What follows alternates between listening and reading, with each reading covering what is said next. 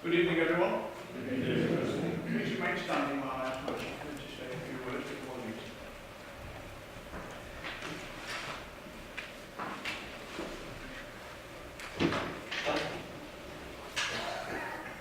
Good evening, everyone. Good evening, everyone. Good evening, everyone. Woke up, it must be the sunstroke. May I just say it's my last time with you, praying with you. So may I just thank Merville for allowing me to be chaplain this year. Thank you, Mr. Mayor. And it's good to pray. It's always good to pray. So let's just pray together. So dear Lord, we offer these prayers today for the people and for the townships that make up this borough, really. We ask that these can be heard and acted upon so that your people may be blessed and strengthened in the task that they do. And so we give you thanks that we can live in a place of friendship and of community and of caring amongst the ones that we love. And we ask your blessing on the people of this area, that in all that they do, they can do it wisely and for the benefit of all. Within our township, let there be caring, compassion, justice, peace and freedom from the chains that bind so many in their daily lives. In these times of economic hardships, let us realise that hard and sometimes harsh decisions have to be made. Decisions that impact on everyday lives. And so we think and pray for those who are called to make the difficult choices, especially those here in our local authority. Jesus called us to pray for those in authority. And so we pray for those who have authority and influence, for Wigan Council, for the Mayor and councillors, and the officers who serve the elected members. We pray for our Chief Executive, Donna Hall, and for local government workers, for teachers, for social workers, for the police and emergency services, and for all members of Parliament. And so let them all serve one another in wisdom, honesty and compassion. Bless them with your Holy Spirit, so that they can bring trust and integrity to this council, to the borough, and for the people they represent and serve. And this we ask in your most precious name. Amen. Thank you, Dave. Please be seated.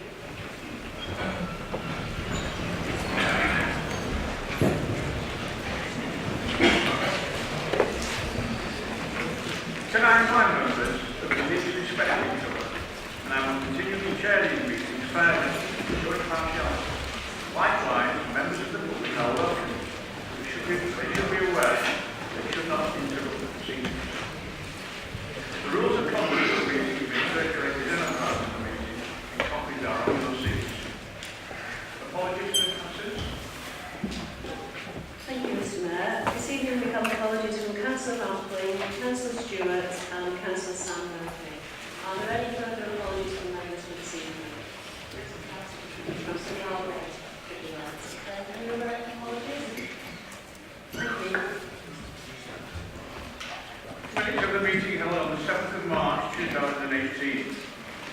With the acceptance of these, Mr. Derek Record. Second, Mr. Can I put these minutes to the vote? All those in favour of accepting the minutes, please show. Thank you. Mayor's announcements. Mayor's Ball, Saturday the 28th of April. Can I remind members that the Mayor's Ball will be held on Saturday the 28th of April and will be at the Aston Village on the Green. The event will again be organised by the charity program, and I'd like to thank them for their efforts in organising it. It's a black sidewalk, and the proceeds of the event will go to my charities, which this year are Juvenile Diabetes Research Fund and Parkinson's Wigan. The invitations will be sent out shortly via the charity trustees. There are a few tickets left which we need to sell, so please support this worthy event. New High Sheriff of Greater Manchester. I wish to advise that Dr. Ravina Shah, Senior Lecturer at the University of Manchester, is to be Greater Manchester's next High Sheriff. He's been officially installed earlier this month in a ceremony at the University extend the council's best wishes to Dr. Sharp. Peter McGee, Principal at St John Rigby, appointment as National Leader of Further Education. May I congratulate Peter on his appointment as one of 7 national leaders of further education, and he is the only strong college principal in this country to be asked by the Further Education Commissioners to undertake this role. The Council congratulations be afforded to Peter on his appointment. Some more good news. Bronze medals for Wigan's wrestler Charlie Bowling and Dan Burbick, England rugby player, to win the 7th medal. That's to report that Charlie Bowling wins a bronze medal for England at the recent Commonwealth Games. Charlie beat his opponent in the podium playoff in the 65kg category. Dan Burbick now has a Commonwealth medal to go with his Olympic one after helping England to a fine fight back against defending champion South Africa on Sunday. May I congratulate Charlie and Dan on their achievements, and it's worth noting that they both from Astle. The Council is not seeking re-election on the 3rd of May. On behalf of the Council and the people of the borough, I would like to congratulate the contributions of those members who are not seeking re-election and offer our thanks to Councillors Aaron Smith, Ash, Barber, Runsling, Stewart and Stritt. Placing on record the Council's appreciation for the services of these 6 members, I invite other members to say a few words. Anyone want to say anything? Smith. Can I just make a few comments about Councillor David Harrismith? Obviously, he's my fellow Ward Councillor, and over the past 8 years, I've worked very closely with David. And in recent times, David's health hasn't been very well, and he's had problems with his mother's health, and his mother's recently died. So I think that prompted him to make the decision to stand down this time and not stand for re-election. David's been an excellent ward councillor, working very, very hard in the ward, and certainly representing the interests of the public of Orrell. And I think people of Orrell will miss David. Certainly there are lots of groups out there that David got involved with and worked very, very closely with. And I think in the past few years, they've all come to respect David very, very much. So I wish David well for the future, and I think certainly that I don't think it's the end of his political career. I'm sure that in time, when he's settled back into a normal life, I think he'll give some more consideration to going back to this council. Thanks very much. Thank you. Councillor Warren.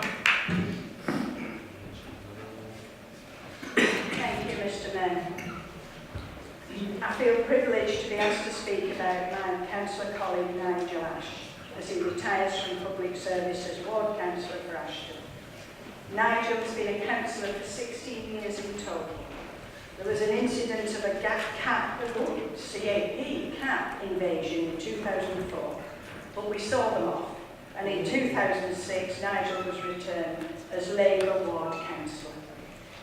I've spent many a happy hour with Nigel, we might say something different, canvassing and leafleting in the ward, and I've always been struck by the number of people who know him, have had good words to say about him, and have acknowledged the help he's given them.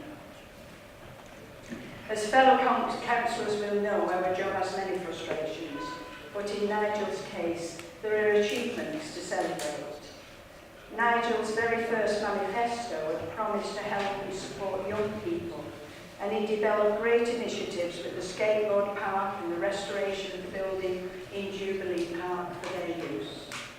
One of the local up-and-coming football teams in our area speaks highly of Nigel's support and encouragement as they work to get off the ground in their early days. The Ashton Christmas Lights extravaganza last year was only possible because of the hard work in previous years to build on our community strengths. And Nigel had a lead role on this.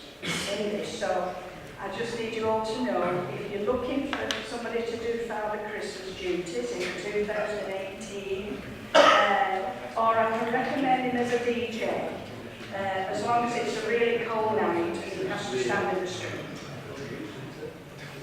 One of Nigel's most notable pieces of ward work was working tirelessly alongside Ian McCartney, MP at the time, to sort out severe flooding in the town, which affected an extensive area and many residents. Working with the council, United Utilities eventually agreed to the complete renewal of sewers and drainage along a major highway, which required millions of pounds in investment. Excuse me, Jenny. Can you... Councillor, could you just stop so loud? Just carry your mind over here. I'm not small, Mr. Mayor. Anyway. Thank you. We know, man. We're chatting. Be quiet. Sorry about that, Jenny. That's not a threat, that, Bert. Well, I want to apologise. Mr. Bert, let's just get on with it. We apologise. We don't need them with councillors shouting at our officers, thank you. Well, the future will be quiet, so the town is carrying and appreciate it. Thank you. I don't like Councillor Bullock. Thank you, Mr. Mayor. Mr. Mayor did remind us all, didn't he, about the etiquette of these meetings at the very start.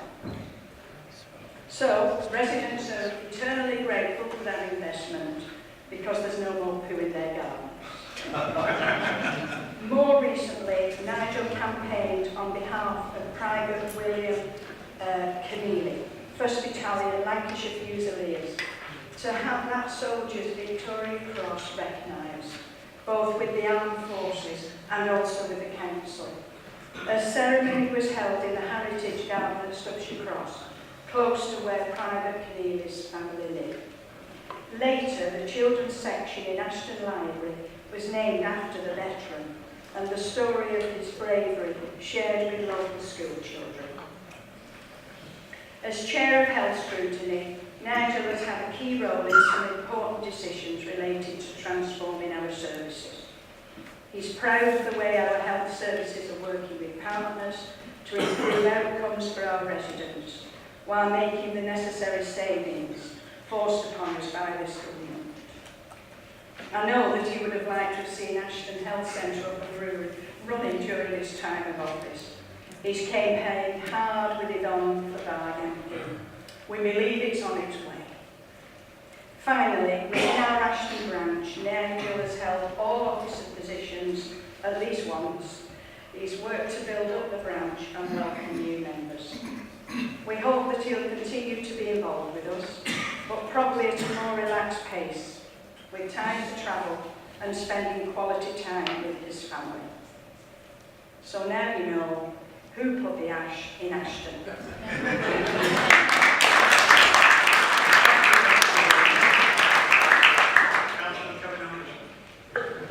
Thank you, Mr. Mayor. Keir comes from a strong political family. We were extremely proud when he won the Hindley Green Award for Labour in 2010.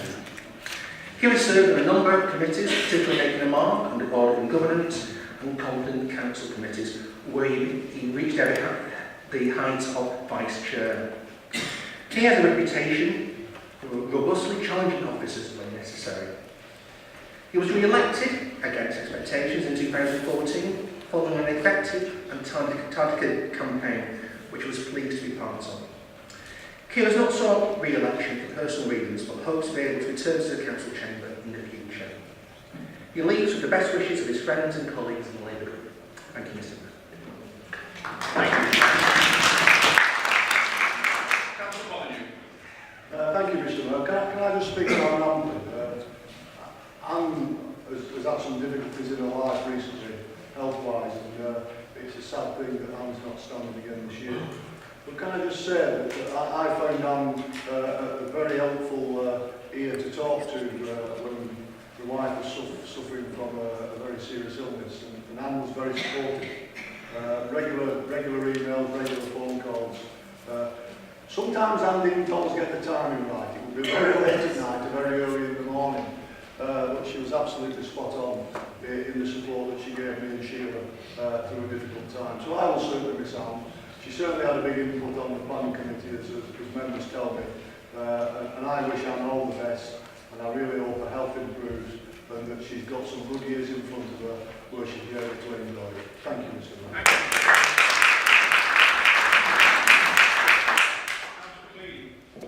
Thank you, Mr. Mayor, for allowing me to speak. Councillor Richard Barber has been one of our councillors for the past 4 years. Like William Rock, Richard as Labour running for his vacancy and he campaigns tirelessly to have full-time firms nationally and locally.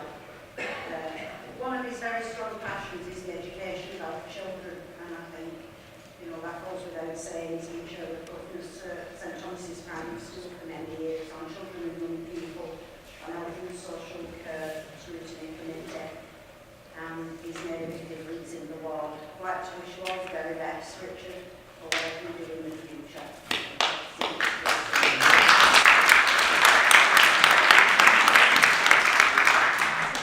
Councillor Jones. Sorry. Oh, sorry. You then. Mark Aldridge, sorry. Amy comes before Jay, Mr. Man. Yeah, Amy comes before Jay. Okay, so thank you very much, Mr. Man. I'd just like to say a few words about Councillor Pam Stewart, MBE. She's had to step down due to illness as a councillor, which ward colleagues, she's been a great ward colleague to both John and I, mentor and friend over the past few years. I know John knew Pam from 2005, local strategic partnership, met her for the first time, was frightened to death and thought you're better knowing her than being against her, but I'm only joking, obviously.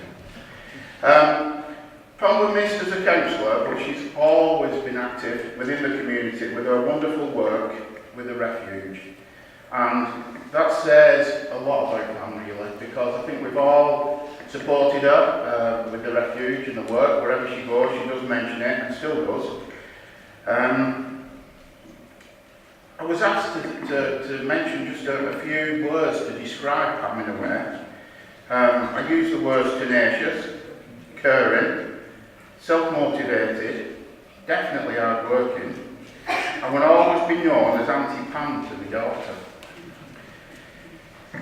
Pam always said, because she was so modest, you could always write the work that she's done on the back of a cig packet. Well, Pam, this took a couple of envelopes, so that's how much we care. Good luck to you, Pam.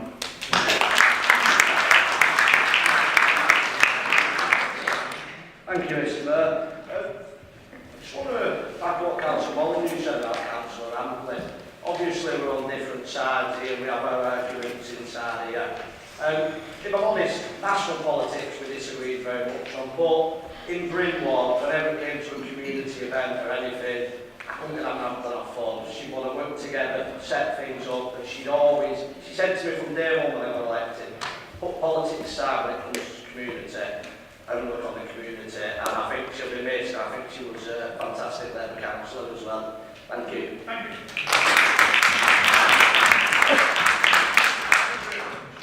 Thank you, Mr. Mayor. I'd like to speak on two of them. Pam Stewart, excellent councillor. Worked with her. Very much respect towards her. Excellent work. Good colleague. And one more person, she's an excellent person. Anne Ramplin, again, I worked with Anne to solve the situation in Bryn. The council was come solved it in 7 years, we solved it in 7 hours between us. She wanted me to take all the glory, but I said no. It was a joint partnership, and she'll be very sad in this because she was an excellent councillor. Thank you.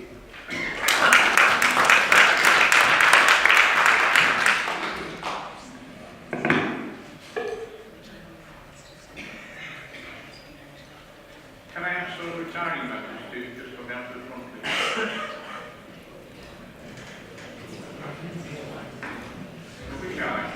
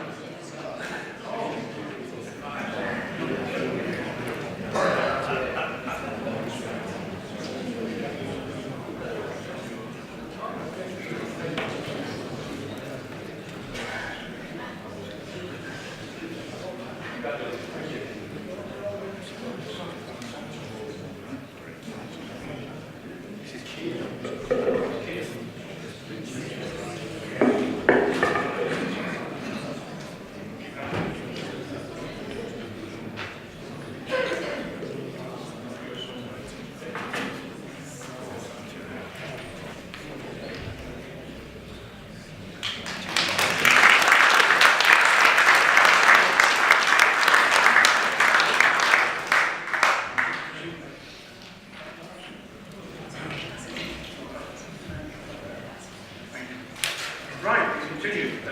Declarations of interest. The monitoring officer provides feedback to all members and relevant guidance has been issued. All members are to consider undisclosable pecuniary interest for the purpose of this meeting. And if there are any personal or prejudicial interests, then they must leave the room at the relevant part of the meeting. Please fill out the relevant form if you need to declare an interest in this meeting and send it to Christine. State of the area reports, review of the last municipal year. I will now move suspension of the Rule of Procedure 11.3 of the Constitution. Permit the leader to speak for the duration of this item. I invite the leader to second this procedural motion. Second, Mr. Mayor. All those in favour of suspending the Rule of Procedure 11.3 as described? Thank you. Engaged? No, right, thank you. I will now invite the leader to present the state of the area report on the activities undertaken in the borough over the last year and the proposals for the coming year, including the positive impact of the deal for the future. Leader? Thank you, Mr. Mayor. It's tradition at this April council meeting that I give a report back to the council, to the people of the borough, what we've been doing and what we intend to do in future years. I think the first slide, I just want to remind things that what I'm going to do here is talking about how we're changing as a place and what that means for us, why the deal has been so important, the challenges that we're going to have to meet in the forthcoming years, and what we should be doing about it. And the way we're changing, well, we're all living longer. Good news we get to, but it's increased. But of course, that means that demands on services are changing too. We know that both were reform changes are coming in. Councillor Howell reminded me last week that universal credit comes in 22,500 people, Terry, getting onto universal credit soon, and the impact of that's going to be quite different, I think. People are becoming more digitally oriented, which is good in some ways for us as a council. We can take on that, but it means that in Britain, people are spending more through the internet than they have done anywhere else. So that's really important. One of the consequences of that, of course, is we see the impact on town centres. Towns that across the borough are all seeing that not as many people wanting to shop in town. They're using the internet, they're using out-of-town stores. So we have to think about what that means for us. We know that housing across the nation is falling short of what it needs. We think that's probably 1,000 houses extra we need in this borough to meet the population demand in Wigan. So we're not getting all of those built, and the pressure's on that. And we've talked about budget pressures. I talked last meeting about the impact on the council, but of course our other partners across the borough, health and so on, are also finding they've got financial pressures, particularly as the elderly population, which puts a lot of cost in health terms, is not being fully met. So why is the deal so important? Well, the deal is important because it enables us to do things collectively, do things with our partners that we couldn't do without working together. There's some ideas. School readiness increased quite dramatically, and we 70% are ready for school now. But of course that's not 70% across the borough. In some parts of the borough, then it will be much higher. And the gap between those kids and their peer children who are ready at 5 almost is never bridged. So outcomes in terms of health, in terms of jobs, is quite predictable. We're seeing a reduction in the number of people going to youth justice. It's good. Children being looked after are reducing in this borough, whereas nationally it's going up. So again, that's a great credit to the work that we do. In terms of Our schools, you know, our school performance is really good. 91% of schools in this borough are in that category of good or many of those are outstanding. That's an absolutely fantastic record, both for what the schools do, but obviously the support we give them as an authority. We get a lot of people who are leaving care getting adopted, which is important to get into a family setting. So again, that's a good that we're one of the top performing authorities there. And 9,000 kids and women are doing the Daily Mile. That is really good. The Mayor's trying to get it done right across Greater Manchester, but nowhere does it in the same length that we do. The asset-based work that we do means that we've got more of our adult need met through reablement, get an outstanding service. That was very well done. The healthcare providers actually improving in quality, so as we'll get into need to go to a home, they can get good care. 79% of care is now rated good or outstanding, again, third improved on a national basis. And getting people home from the hospital, we're, again, top in the northwest and fifth in the country. There are problems in our hospital system, but that's not one of them. And admission to residential care has fallen, and it's doing better than it was. So again, a lot of good work done there. And population is getting efficient and healthy. We've reduced the number of smokers. Not everyone is implied. I'm not sure you're talking to Mr. Mayor, but it's gone back well under 20% now. They're the hardest cases to get to, but we'll hopefully keep on with that. 80% reduction in under 25s in cardiovascular disease. So again, that's a good healthy life expectancy has increased by 2.1 years for males. So it means that the length of time that people have before they get a chronic illness is going up. So that's good news.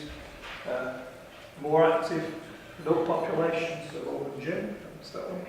And reduction in the deaths preventable from cancer, which is good news again. We're going to do that a lot better than we used to.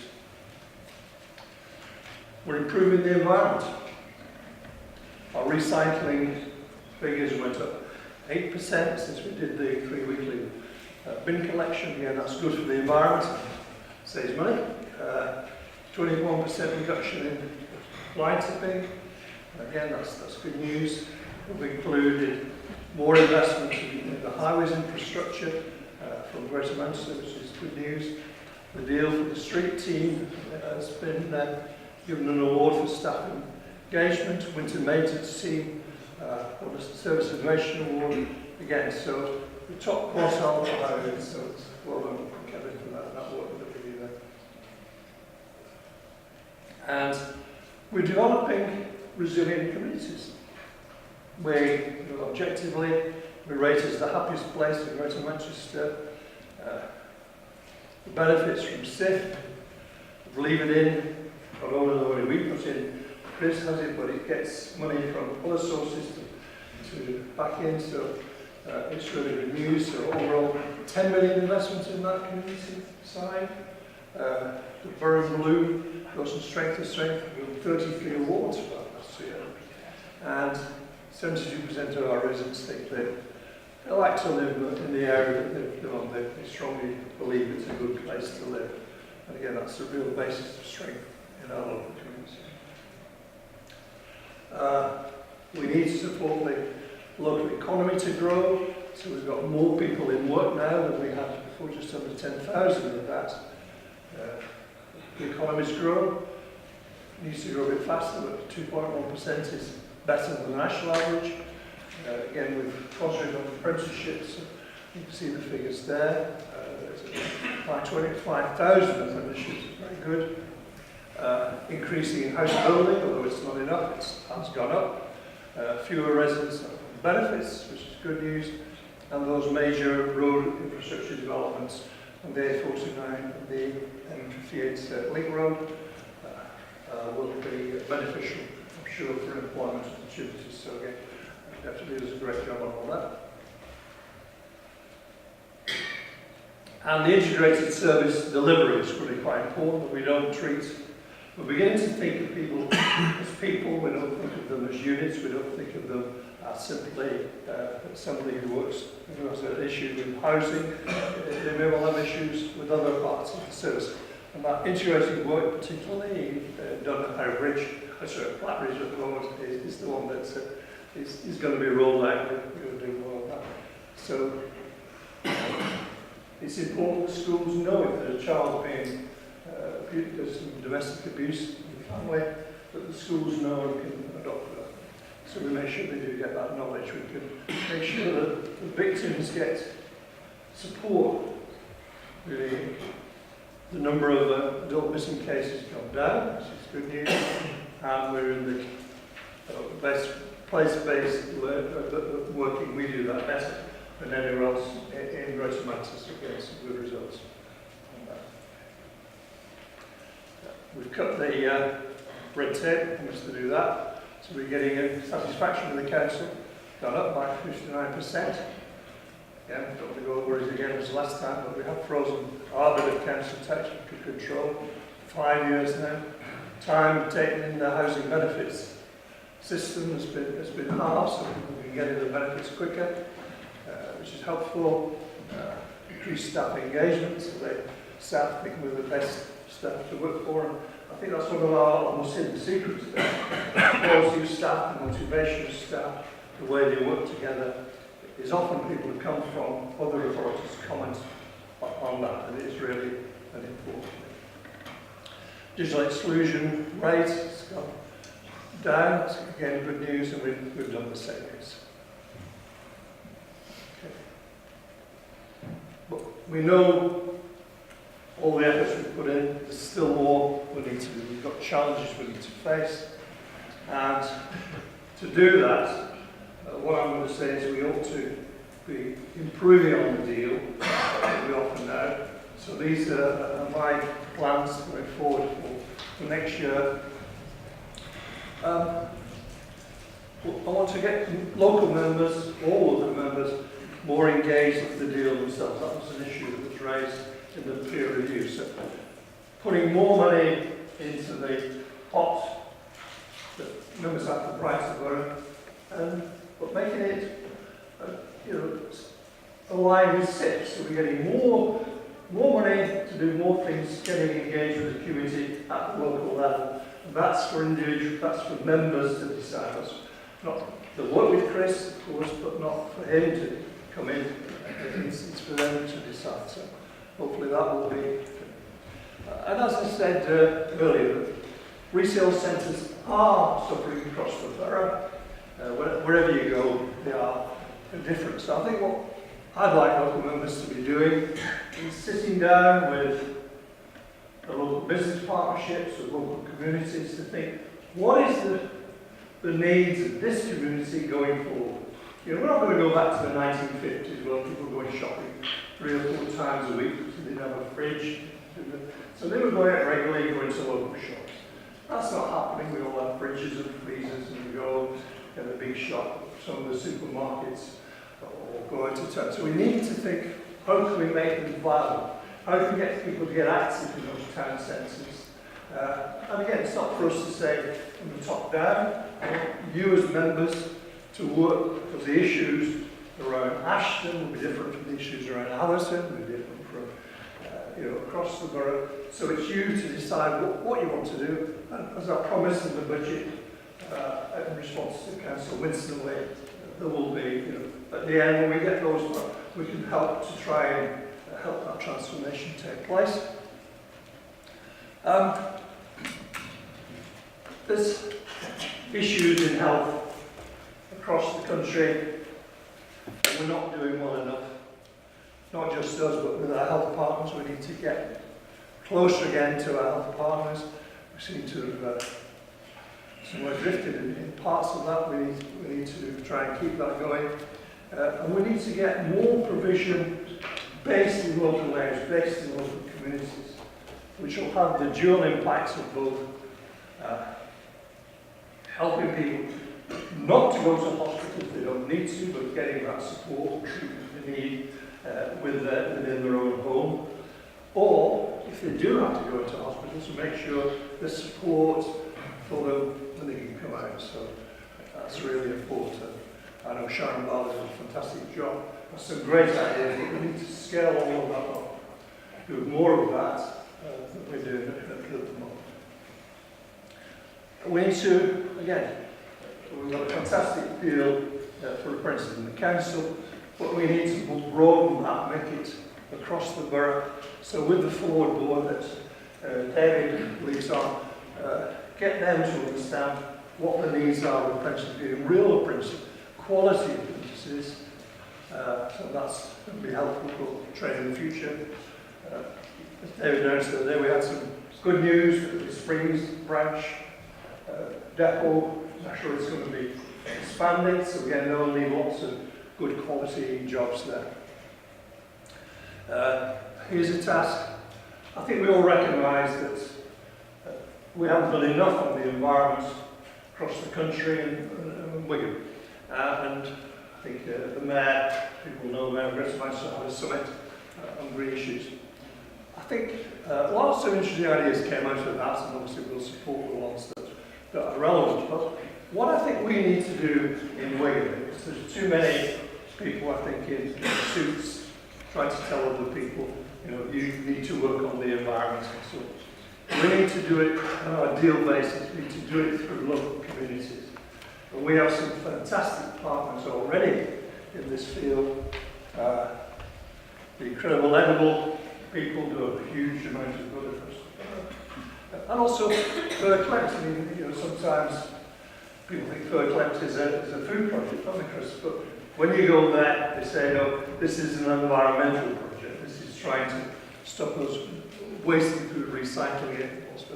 So we'll work with them, and I think we should have our own summit. Again, not telling people, working with the community so we do it a lot better. I think children's welfare, we do a good job, but I think there's even more that we could do. I think we're not satisfied with the quality of the school medical service, which we contract all the support they give to families. So I think that in future, Dr. Jenny will do better on that. We'll do that and make sure people get kids get the support they need in school, and particularly where they have mental health issues. It's going to be really important. But of course, if a kid comes to school hungry, they're not really ready to learn, are they? And a lot of schools recognise this and already do breakfast clubs and things like that. I think we should support that, help that to develop, so it's wider across the borough, so everyone gets that, so you make sure they start. And then, of course, schools have long holidays. If you're teaching, nothing wrong with that, but obviously, what happens to those kids who are not getting, because of the family situation, enough food? So I think we need to do more in that area. Again, do it along the lines of the deal, not for us simply to start, but we've got so many fantastic organisations, Compassion Action, and others who do that work in combining food. Let's work with them to see how we can actually make the provisions so that kids who need support in school holidays can get it in the future. Again, one of the points that was raised in the peer review was that we had an undeveloped cultural sector in Wigan. And so I think we need to really, we've got a fantastic centre at the old courts now, place to go, but we need to do that and make sure it's available across the borough. So we've got the Heritage Lottery Day now, the Hawkeye Centre in Leeds. That's again good news. Because cultural activities, it not only brings jobs and opportunities, which is good in its own sense, but of course, by cultural activities, It's a way of attracting people into towns to come and see things, to come and see what's going on, to see. So we know that the Wigan Pride, it's not only just a fantastic festival of expressing the feelings that people should be proud of what they are, but also, in a sense, it has an economic boost because that Saturday, Wigan is full, and obviously the people are spending in shops and so on. So again, cultural is not just for itself, it's actually for an impact it has in the community. But also we want to look at housing. We need more houses. We need to try and get many of them in brownfield sites, particularly, again, in town centres. Let's get more life in town centres by bringing people in where they can live in town centres, again, as they used to. So that will be helpful. Of course, we need townhouses, we need affordable housing, but we need houses across the range because that will help to achieve our other objectives, because we need more houses, more council tax, and that's more support for us as a council. So hopefully by offering this better deal, improved deal in future, working with colleagues to get this implemented, we will begin to make a difference. But as far as I'm concerned, in a sense, we'll never finish this job. It will always be challenges will come, we'll solve that, something else will come, and we'll need to reflect for that. But that's the importance to me of local government. Local government is about seeing what's needed in the local area, not somebody in Whitehall or dictating to us what we should do. It's us saying, these are our issues, these are problems in Wigan, and this is how we think we're going to solve. So I want to thank members again for their fantastic support over the years for the deal, and assure that with these improvements, hopefully we'll do even better. Thank you.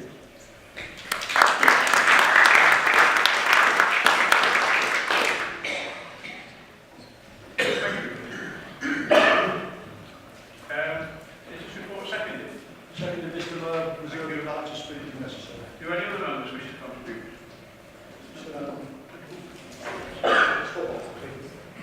Thank you, Mr. Mayor. That was well presented, Councillor Smith. The majority of things you were saying. Just 2 points. I won't take a lot of time. The housing benefits. The housing benefits is actually taking a long time at the moment. I thought it might only be a recent thing, but I've been dealing with Councillor Smith. I'll talk to the Commissioner. It's taken about 6 to 7 weeks at the moment to process it. It would be great if the officers or the Cabinet could have a look into that. Obviously there's some extreme cases where they do need it really quick, and it's quite hard to get it fast-tracked. But the big one that wasn't on there, which I think is the big elephant in the room, is homelessness. We have an absolute massive problem with homelessness. And where again, I do agree with you, I don't blame Labour about it, it comes from government. But, unfortunately, it's falling on us to deal with. And I think there's many great groups. First Glen was mentioned before. I've been there myself, absolutely fantastic place. And there's many others that do fantastic work. I think what we do need, I think it's ourselves, and I mean, not criticising all of us when it comes to homelessness, but I think we need to do a little bit more. I think it's all our responsibility.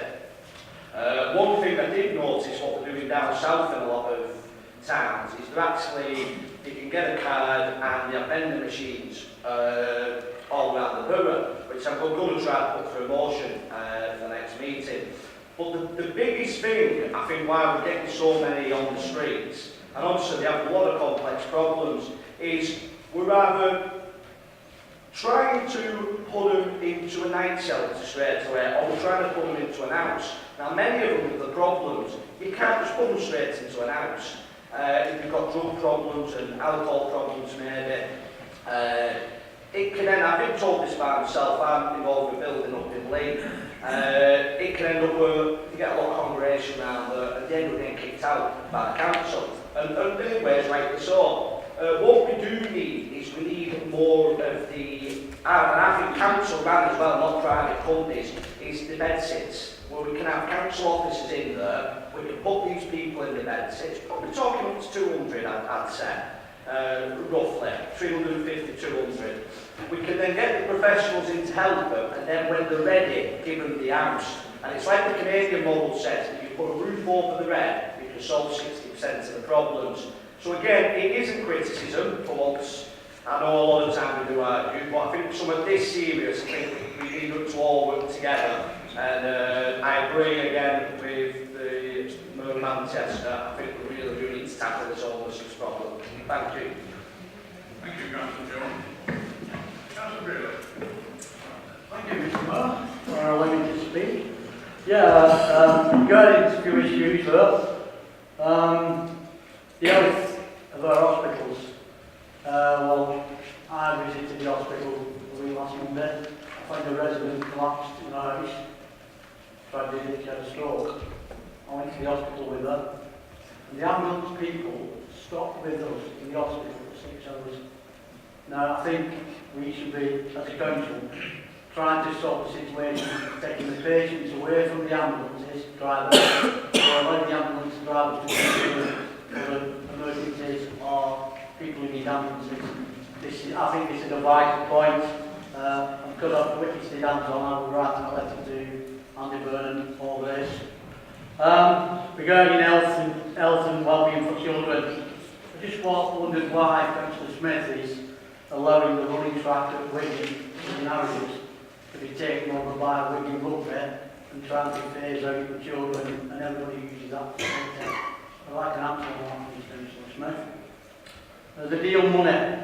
Why are we giving businesses large amounts of money when, it's not called for? I thought the deal was all about we provide the facilities, we provide the tools, and volunteers did the work. Not giving businesses £300,000, £240,000. It's absolutely ridiculous. And we don't know what to do with this money. Now, if they want to set up a business, like I did, I invested money of my own to run a business. Not give money what's needed from the deal to local residents, local communities, local this, local that. That's what the deal was set up for, what I was believed to believe. And regarding houses, Councillor Smith said about we need 1,000 houses in this borough. Yet we're going on a scheme of building 6,000. If we only need 1,000, why are we building 6,000? Why are we taking all this land up, which is Greenbelt, and the infrastructure won't take, the drains, there's nothing. So this week then. I heard something. Carry on, Bob. Alright, thanks. Earlier on, myself, Councillor Riley was guilty of talking. You asked the other councillors to be quiet, and Councillor Riley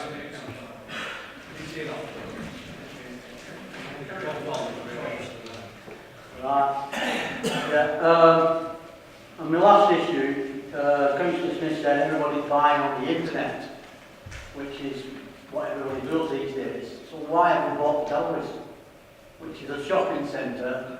We're supposed to have no money, £8 million we paid for it. We wasn't told about it, it was just dropped on us. People were asking us, why have we bought Tellers? We don't know. Again, lack of information towards councillors. I'm on confident places, we didn't know about it. Negotiation behind closed doors, open and transparency policy, it's like it all. That was done behind closed doors. Why are we not being told about what's going on in our town as councillors? We're in the dark all the time. It seems like you're in control and you're telling us you're in control. So why have we bought the dollars for £8 million when you just said it's internet buying is the future? It seems like we bought another white elephant. Like we bought the Wigan beer. Oh, we're going to do this with it. Now we're selling it again. But somebody did a massive drawing and worked turn it into a glass roof restaurant. And it was going to be this and that next thing for sale. Do we actually know what we're doing? Do we actually have planners who know what we're doing? We're doing Wigan Town Centre up again. We paid £78 for a flag. Just one flag. And now they won't get it up. Somebody's going to make a lot of money out of that. Why are we revamping the town centre again when a few years ago we paid £78 for a flag? And how many flags are there? Do we actually know what we're doing? Does the cabinet know what we're doing? Because I don't think they do. Thank you, Mr. Moran. There's something wrong with it. Right. Councillor Halliwell. Thank you, Mr. Mayor. I just want to take the opportunity to respond to the comments made on homelessness and thank you for giving me the opportunity to speak on this. I think it's so important to recognise that I think on the last year we prevented actually nearly 5,000 cases of homelessness. That's 5,000 cases we prevented. I think it's also, we need to recognise that homelessness, rough sleeping, very complex subject. And some of the people who are involved, God bless them, have some very complex needs. I think we've recognised that, Cabinet's recognised that, the leader has. We put approximately about £4.5 million a year into preventative measures. That's people who turn up who might present as homeless, who would prevent them being homeless. But £4.5 million goes into that you don't see at the back end. I think rough sleepers are the tip of the iceberg. Underneath that, there's a whole raft of work that goes on to keep them off the streets. But unlike some of our authorities across this country, this is one of the few, I think it's probably only the one here to Manchester, that doesn't wait for an annual audit on rough sleepers. We instigated last year a 3-monthly audit on all rough sleepers in Wigan and in Leigh. We know every single one of them people who are on the streets. And we've also engaged with every single one of them people on the streets. Now, every now and again, new ones will turn up, Councillor Jones, that are unknown to us. So that's why we said we're not going to wait 1 year for an annual rough sleepers audit. We will do this every 3 months. And that's what we do. Every single rough sleeper is tracked. And as far as I'm aware, every single rough sleeper is in contact with some degree of help or assistance. And they are very complex needs, so they are put into our different services. Indeed, some of the place-based projects we've got running, like in Blackbridge, that are being rolled out, place-based working, some of them are integrated directly into them. So we are aware that there are some difficulties with some rough sleepers. And the last time I looked, the ones that, some of those that are on the streets now, have been engaged and have chosen to go back on the street. And that's unfortunate for lots of different reasons, but that won't stop us from engaging with them and continuing to do so. So it's a very, very emotive subject, and I think the facts are very important to recognise what they are. So that 3-monthly audit will continue to take place, and we intend to keep helping them. I think there's something, I'm glad you've raised the issue about benefits, because actually we're one of the best in Greater Manchester now for processing claims. I think we're on about 20 days for processing claims, not 6 weeks. So what I would say to the Jones is if you have cases, instances where that is happening, I think if you wish, you can bring them to my attention and I'll have a look at them. But I can tell you, we're processing in about 20 days on claims. So that's not, again, it's a fact, and I just want to put that into context. So I think for us, in respect to rough sleepers, I think we're all on the same page here. It's not just about, so they turn up in the rough sleep and we put them in a temporary accommodation for one night and then we ask them to go out back on the streets again. We recognise and we have a strategy and a plan that when we identify who they are, we put them into some triage to see if we can, what can we do in the day? Because these people aren't just homeless at night, they're homeless in the day. So what we want to try and do is engage with them and put in place, if you like, initiatives that will keep them or get them back into a normal way of life. But it's very difficult, it's a very emotive subject, and I just thank you for the opportunity because I think we've made some huge strides in this borough. I think we're leading the way in Greater Manchester on how we deal with people who are rough sleepers, and there's a difference between rough sleepers and people who present as homelessness. But I think the facts are there for us for all to recognise, and I think even the Mayor of Greater Manchester also recognises the good work that we're doing here in Wigan and leading the way on some of our initiatives that even some people aren't even doing. So thank you. If you want to bring them to my attention, Councillor Jones, I'll do so.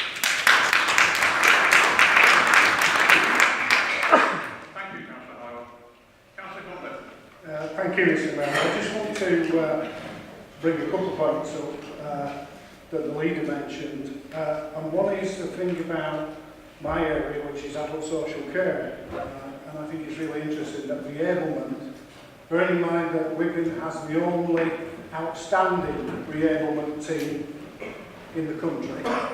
But 75% of people who get reablement coming out of hospital, referred to the reablement teams, 75% of those do not require any ongoing social care support after that because of the work they do.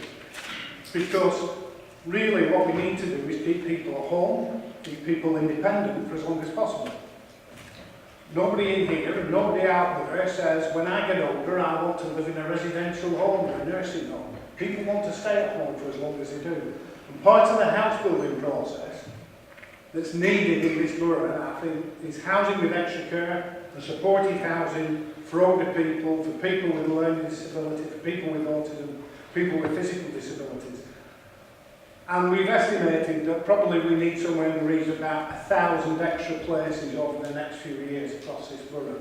So part of the housing developments in this borough are around enabling people to remain independent for as long as possible.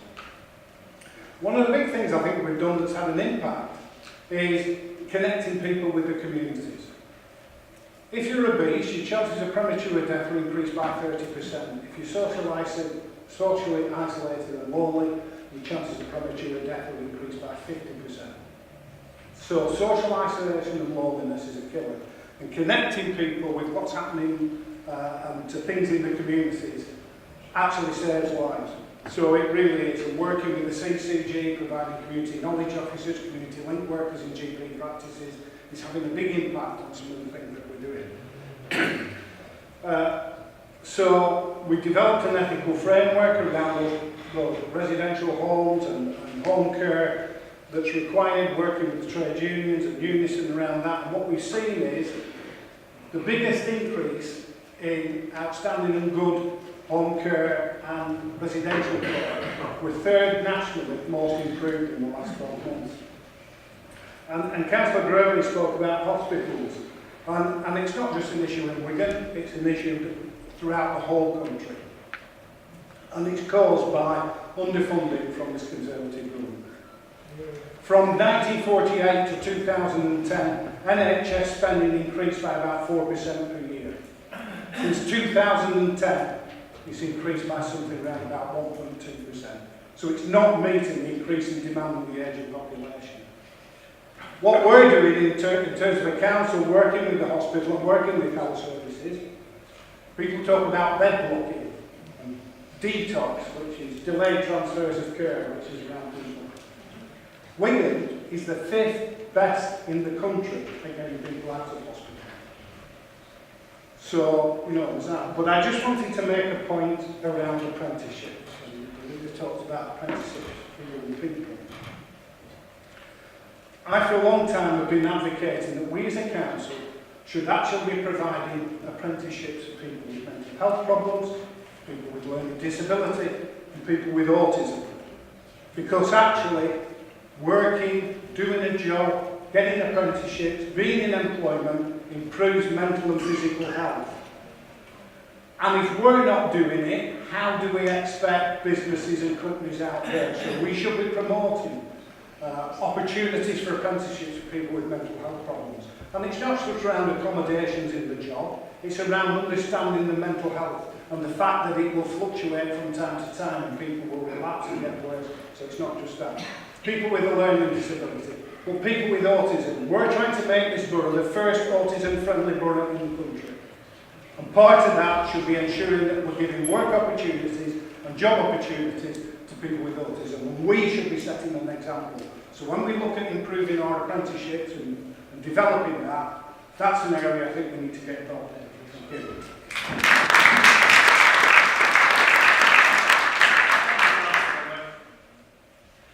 Before I ask the leaders to sum up, Councillor Molyneux, as you reserve the right to speak. Sorry, Thank you, Mr. Mayor.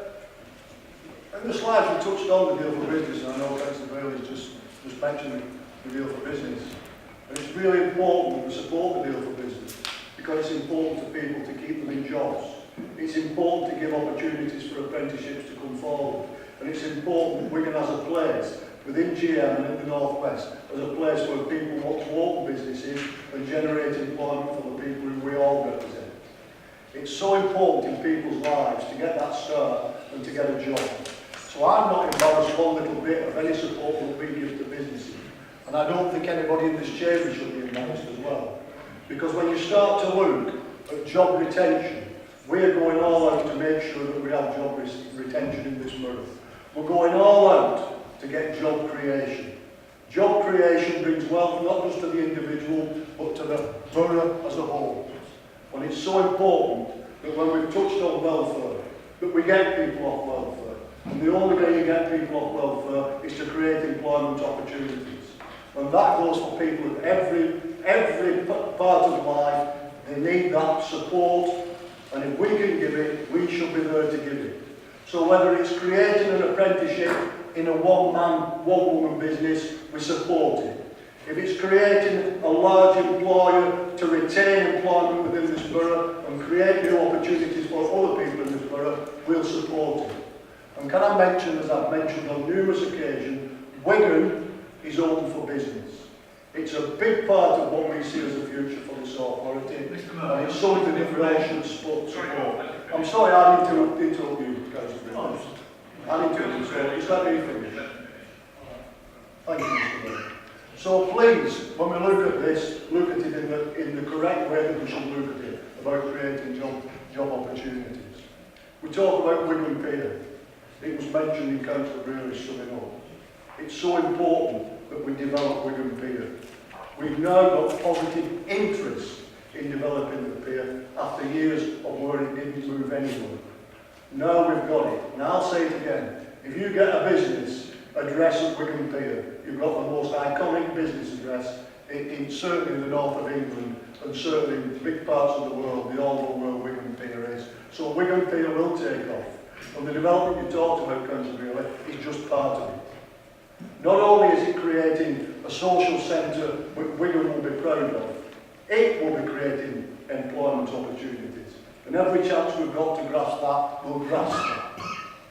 We know that HS2 is going to hit Wigan. It's going to hit Wigan sooner than you think. 2026, high-speed trains land on the North West Lane route, and that will create further interest in Wigan with its connectivity. You've always supported this as far as I can see in this council chamber, and there's no reason to divert from that anymore. But can I just say, the points that are raised in there are probably all down to what you guys have done, and you should be proud of it. So thank you, Mr. Mayor.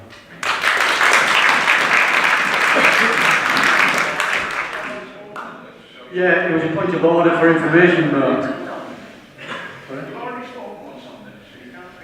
No, point of information, Mr. Mayor, I won't speak on it. He was going off the deal.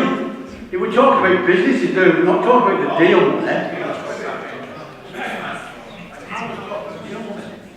Thank you. Please sit down.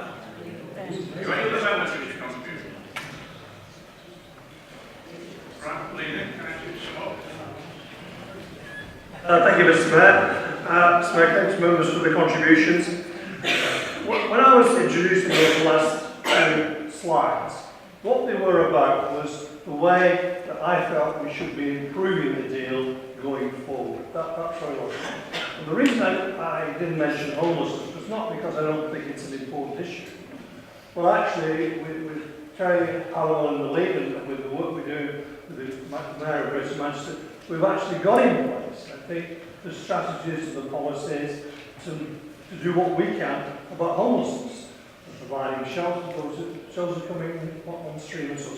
So we're doing all of it there. If the numbers increase in the future, it's probably going to be down to universal credit, things like that, which are actually putting pressure to nationals, which since we can't control, but we can only respond to the issue. So it's not that I don't think homelessness is important, it's simply that we have policies in place.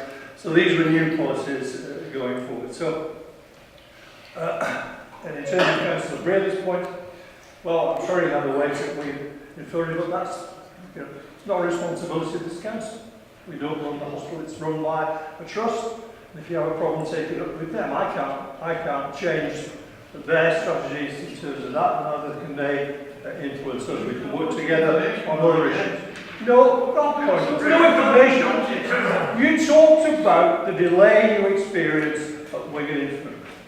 Yeah. Well, what I'm telling you is, it's not. Take it up with the budget. Take it up with the acute trust. How many you got a £6 million budget? Councillor Freeland. Take it up with the acute trust who are responsible for that activity.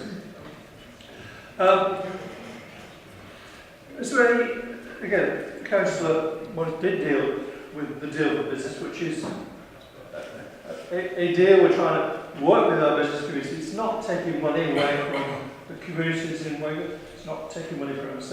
It's actually separate funding, which we do, which you rightly said was about building new jobs, getting people to come to Wigan, invest in Wigan, retain jobs in Wigan. Housing, I think he misunderstood yet again. That's 1,000 figure was 1,000 a year, not 1,000 full stop. The pressure on housing is quite tremendous, and I think we need to understand it. He talked about Robin Park. Mr. Mayor, again, whatever happens with Robin Park, the facilities, which are running facilities, the athletic facilities, will continue to be operated by the Harriers and will provide the opportunity it needs. And of course, in the galleries, we don't put this thing in the public domain, because these are commercial decisions and commercial, which we're doing with to deal on, but I think Councillor London got it for a bargain price because of the impact of it. But we're not there trying to recreate the galleries as another shopping centre. What we want to do is to change its usage, to get more leisure activities in there, so people have a different reason to come into Wigan Town Centre, with its restaurants, pubs, and that sort of thing, cinemas in the town centre. And of course housing, we can adapt it for housing. So all of these, we're not going to try and create a new shopping centre. We know that's not what would be in the interest of anybody, but it means that we can have much more control, much more say about those other activities that come on. So I think it was a really good buy, really good bargain, and that's what most people think. And of course, despite the length of time Councillor Beale has been on the council, I can't get him to understand the difference between the revenue spent with the council, which is constricted by government, and capital spend. Mr McKellar would like to try this again to the education of Councillor Brewer. It's coming again from a different spot. So Mr Mayor, I think with the idea of a better deal, then hopefully it will do two things. It gets all members of the council more engaged in the deal, working in their local communities, helping to bring it on forward, and reflects some of these new challenges, changing issues that we need to deal with as a council. As I say, it's a real opportunity as well. If we don't meet up to it, it will become more problem. But I think using the principles we've developed through the deal, it gives us an absolutely positive opportunity to improve Wigan Borough as a place to live. And that's what we want to do. Thank you.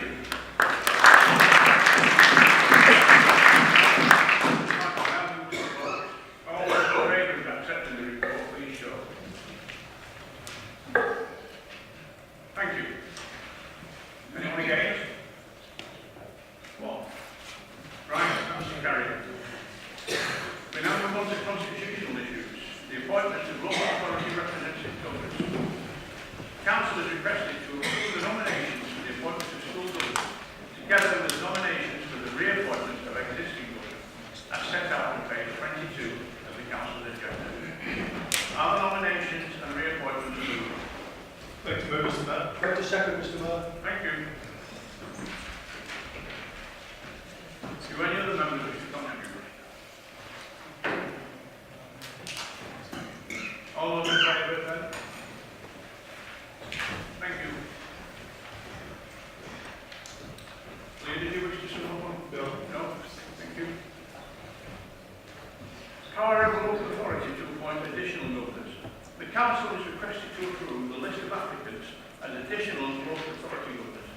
section 64 of the Education and Inspections Act 2006 and request the Director for Children and Families to advise the governing bodies of the outcome. The additional nominations are set out on page 26 of the Council agenda. Are the additional nominations moved? Thank you, Mr. Mayor. Like to second, Mr. Mayor. Thank you. Do any other members wish to contribute? No? All those in favour? Thank you. Mr. Civil Leader? No, not so much.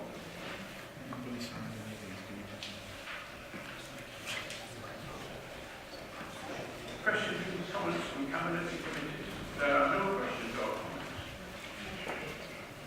Notice of a motion.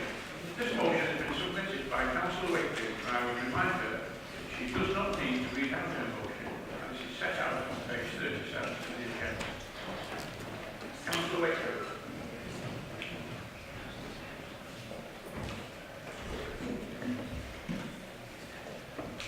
Thank you, Mr. Mayor, for allowing me to present this motion. Mr. Mayor, around 40% of the world's population use social media. Social media is a fantastic medium and has revolutionised the way we communicate, do business, receive news and so much more. But unfortunately, as well as the positives, there are also the negatives. Social media has taken off far faster than expected, and regulations have failed to keep up. Social media giants write their own guidelines, most afraid to decide for themselves what is acceptable and what isn't. They are essentially left to police themselves, and obviously it is not enough to protect people. Unfortunately, this loose regulation has created the perfect environment for abuse, where attacks are moderated and the written word is detached from the very real humans behind the screen. Many people who use social media experience online abuse. The 24/7 nature of social media means that victims are unable to find respite. The abuse never disappears. It is there forever. This can have a profound effect as the victim relives the abuse over and over again. Online abuse has links to depression and suicide, and public humiliation has huge psychological impacts which should not be underestimated. Mr. Mayor, steps need to be taken to make social media a safer place. Even our children now use social media, and with this comes the opportunity for them to be bullied online as well. There is evidence showing that there is a direct increase in mental health problems in children, including stress and anxiety. The 24-hour nature of the internet means that young people can feel like there is no escape, with them facing almost constant harassment, which can leave them feeling increasingly desperate and isolated. Shockingly, in the last 5 years, the number of children receiving counselling due to online bullying has more than doubled. Research also shows that the type of abuse differs according to gender. A higher proportion of girls feel threatened and harassed online, with half of all girls reporting that they have been abused on social media. It has been proven that girls are more likely to change their behaviour and avoid conversations through fear of being criticised. From an early age, sexism is apparent, with over a third of girls in mixed-sex schools having been sexually harassed and 64% of teachers witnessing sexist language at school. We need to break the mould at an early age, challenge these behaviours and redefine the expectations and work together to stop gender injustice. If this abuse and sexism goes unchallenged, it then becomes normalised, which in turn creates an environment for women to be abused. For example, we are all aware of the alarming rise of domestic violence, with reported cases rising and the Wigan Borough being identified as a hotspot within Greater Manchester. What example are we setting our young people in abusive language aimed at women is ignored. Women experience a different kind of abuse. The abuse is tailored because they are women. It is sexualised, misogynistic and likely to scrutinise one's appearance. Some women are now frightened to comment, share, debate, or even worse, don't engage in social media altogether due to fear of retaliation. Some of the posts I have seen aimed at women are horrific.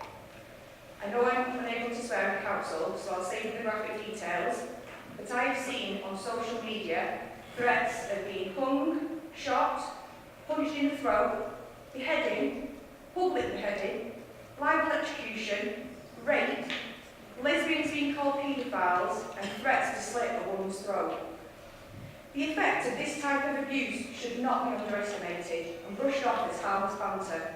Just imagine the psychological impact of reading someone's graphic thoughts about raping or murdering you. In this year of a woman, we should be celebrating how far we have come as a society when it comes to equality. But depressingly, the statistics show just how much more we have to do. When it comes to people in public positions, again, it's women who are overwhelmingly targeted. Research shows that far more women than men in public positions are targeted online. In fact, research by Amnesty International found that in a 6-month period last year, female MPs from all parties were sent more than 25,000 abusive messages on Twitter, and that 1 in 20 tweets an MP received were abusive, and 2/3 of these were from men. And the more diverse you are, the more abuse you face. If you are gay, lesbian, bisexual, transgender, or disabled, you are more likely to experience targeted abuse. And we only need to look at the debate in Parliament yesterday, where MPs shared horrific examples of anti-Semitic abuse they had received online, and I pay tribute to the bravery of those that spoke out and shared those experiences. We need to stop this rhetoric of, if you can't stand the heat, get out of the kitchen. Abuse should not be part of the job. Let's be clear, being misogynistic is not banter. Being held to account is not the same as abuse. Freedom of speech is not the same as hate speech, and people should be able to carry out their duties without fear of personal attacks. Challenge and debate the policies, not the person. Just because the person posted abuse says they aren't serious about carrying out the threat, they still need to be accountable for their actions. Other people are able to see these posts and may decide to continue the abuse in real life. We only need to look at Joe Cox and more recently Marielle Franco, who was a councillor in Brazil, who have paid the ultimate price for simply doing what they were elected to do. Threats online can lead to violence. We cannot normalise it. We should be normalising women in public positions instead. Before entering politics, I worked as a volunteer for a local community group. I was targeted online, harassed and sent hate mail. I was even invited to speak at full council to share my experience of volunteering, but I declined due to the fear of abuse. In fact, it even put me off working in my community for some time. I couldn't understand why I was being targeted and scrutinised for just trying to do my best for the area where I grew up and lived. But, as the saying goes, when they go low, we go high. And I decided to carry on with my volunteering and also got involved in local politics. But what about all those who are cut off pursuing their careers? I'm the youngest female councillor in Wigan at 38, and of all the Wigan Borough councillors, only 30% are women. In 2018, this just is not acceptable. We will never know how many women have been cut off by seeing how I and others have been treated online. We are trying to inspire young generations of women to aim high and to become politicians and women in public positions. But how are we supposed to encourage them when they can see how women in public positions are targeted? We need to set an example. Even as of today, with local elections coming up, I have seen posts of horrific abuse towards women candidates and even threats to the lives of our local MPs. I am now in a position to speak out, and I speak on behalf of all those who are unable to have their voices heard. If we don't speak out, it will carry on. We need to challenge it and pave the way for the next generation. Online hate crimes should be taken as seriously as harassment and threatening behaviour committed face-to-face. We need to transform social media so it is a safe place for everyone, particularly girls and women. We all have a responsibility for what we say online. It stays there forever. We need to set an example, and it's up to us to challenge and call out abusive behaviour whenever we see it. And it is up to the government to apply pressure onto social media companies to make the online world a safer place. Mr Mayor, as a council, we should be at the forefront of challenging this behaviour. And this motion is an opportunity to send a strong message to those that think this is acceptable in the 21st century, that it is not. Thank you.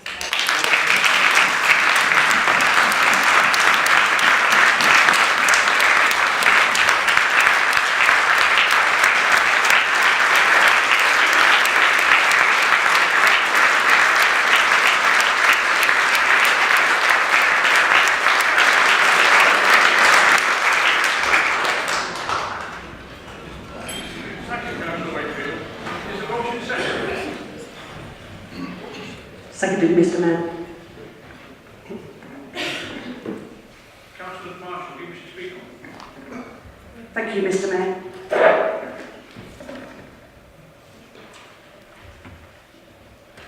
I'd like to ask all the members here today to support Councillor Wakefield's motion. The use of social media to make threats and bully individuals, especially women, has to stop. I've been at the receiving end of file comments. I use the term receiving end as I will not be called a victim. Comments have been made threatening to burn me, threatening with physical violence. But do you know what was worse? The threats against my children. And these were posted by people who are parents themselves. Is this the example we should be setting our children? I think not. So please support Councillor Wakefield's motion and please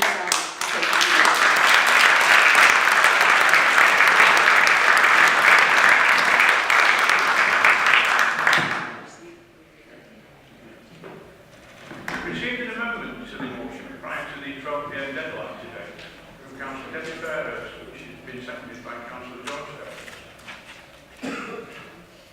Councillor Fairhurst, wish to speak on this?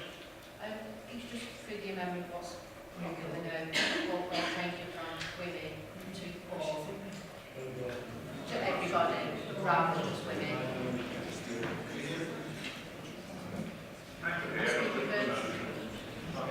No.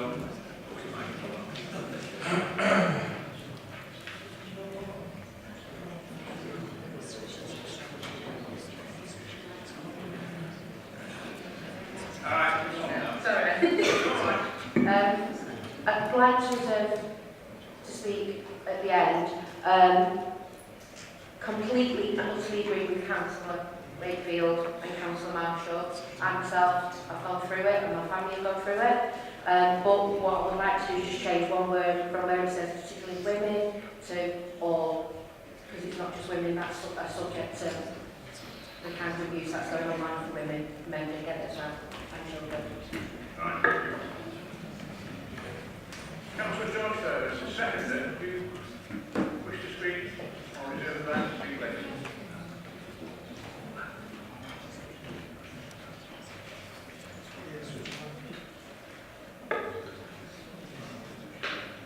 Debbie, put yours up.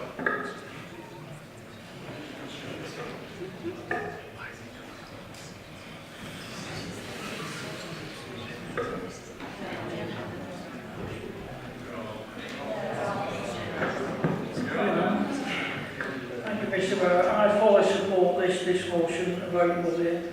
Along with Councillor Debbie Fairhurst, I think we just shouldn't mention like women, because we're both as poor chaps. I think we should include everyone, because some of this stuff you see, I don't want social media, so I just don't want it.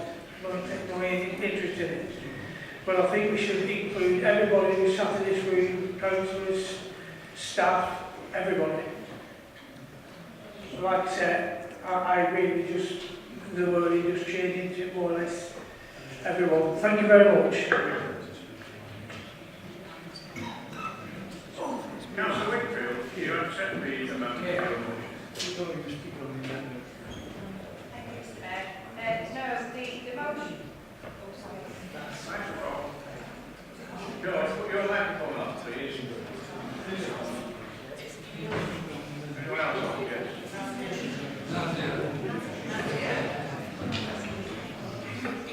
Who's got the microphone? Right, you're on.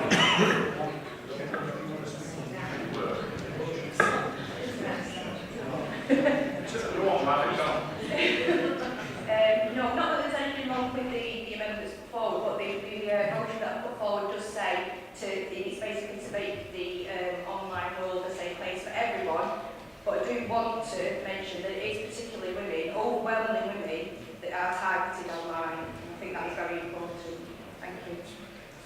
Right, do any other members wish to speak on this amendment? Councillor Stitt. Thank you, Mr. Mayor. Thank you, Mr. Mayor. Before I defer to the motion, I think it's just important to keep in mind our duties as councillors under the Members' Code. One of the duties... The amendment to the motion? Yes. Yeah, fine. Where is the amendment to the motion? Yes. Yes. One of the duties is to show leadership, and it's a word that's bandied about, but has a specific meaning. Leadership is about speaking your mind. And it's also about taking ownership of issues even when it's not politically convenient, even when it would be embarrassing or get in the way of your political or personal priorities.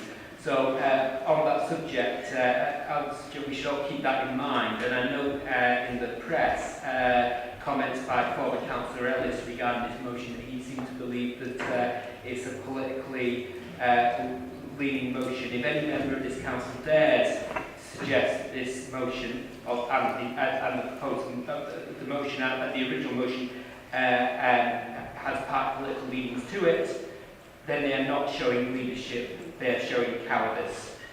And if you're active in an online forum anywhere where abuse is going on, you should either show leadership and call it out, or you can conveniently ignore it and show cowardice. Nobody is expecting people to be responsible for other people's choice of words. But if you're not capable of speaking out on these issues, if you don't want to call out abuse when the victim is someone you don't much care for anyway, or because the perpetrator is a friend or ally or someone who might vote for you, if you can't get out in these circumstances, then you're not a leader, you're a coward. And if you're incapable of showing leadership, then you really need to be asking yourself what you're doing in public life. And this gets on to the amendment. As you mentioned earlier, Mr. Mayor, after 8 years of being a member of this council, it's time for me to hang up my boots. I've faced abuse in this time in various ways. But one thing I found striking over the past 8 years is that 4 women have stood, who I've personally supported as Labour candidates in Hindley Green in this time. Each one of those 4 women has faced more abuse in the short campaign of an election than I have faced cumulatively over the entire 8 years. I don't want to go into the depths of the abuse they've received here, but for me it reflects a misogynistic underbelly. And it isn't, as Councillor Wakefield said, it's not only misogynistic abuse. This borough has a proud coal mining heritage. And one of those 4 women candidates was a second generation from her family to have grown up in Britain after her and this borough, after her grandparents came to this borough, along with many Ukrainians, to work in our coal mines.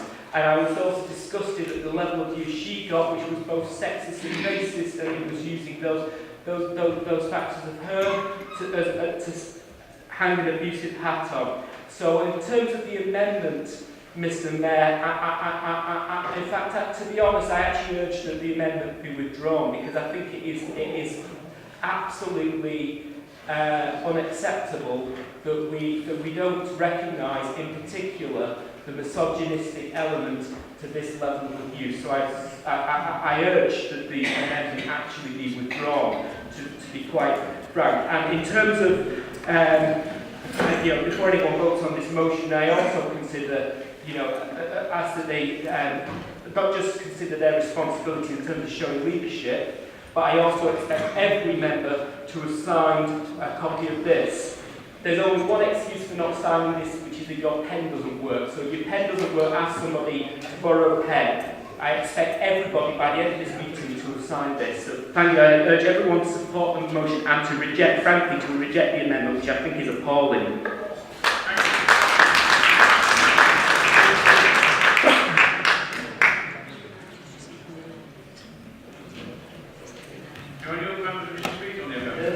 Thank you, Mr. Mayor. Thank you. So I finished a bit of a problem. I'm going to have to apologise to you, Councillor.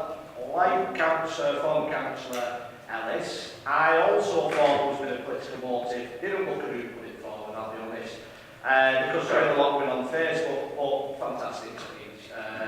No logic.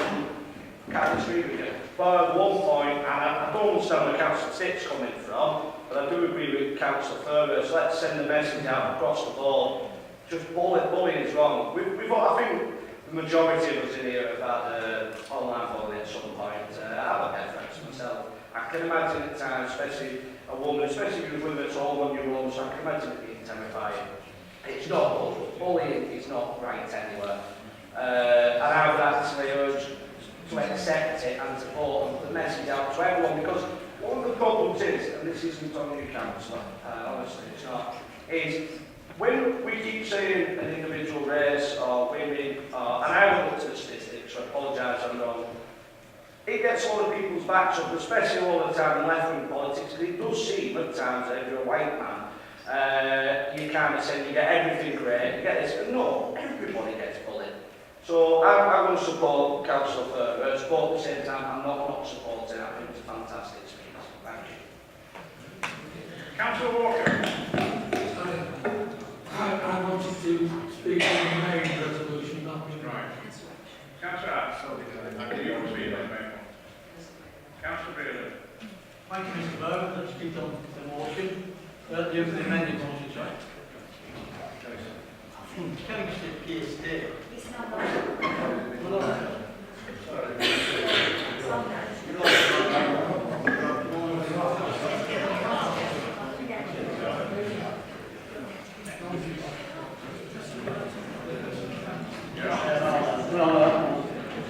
Yeah, thank you, Mr. Mayor. Councillor Keir State, what do you mean?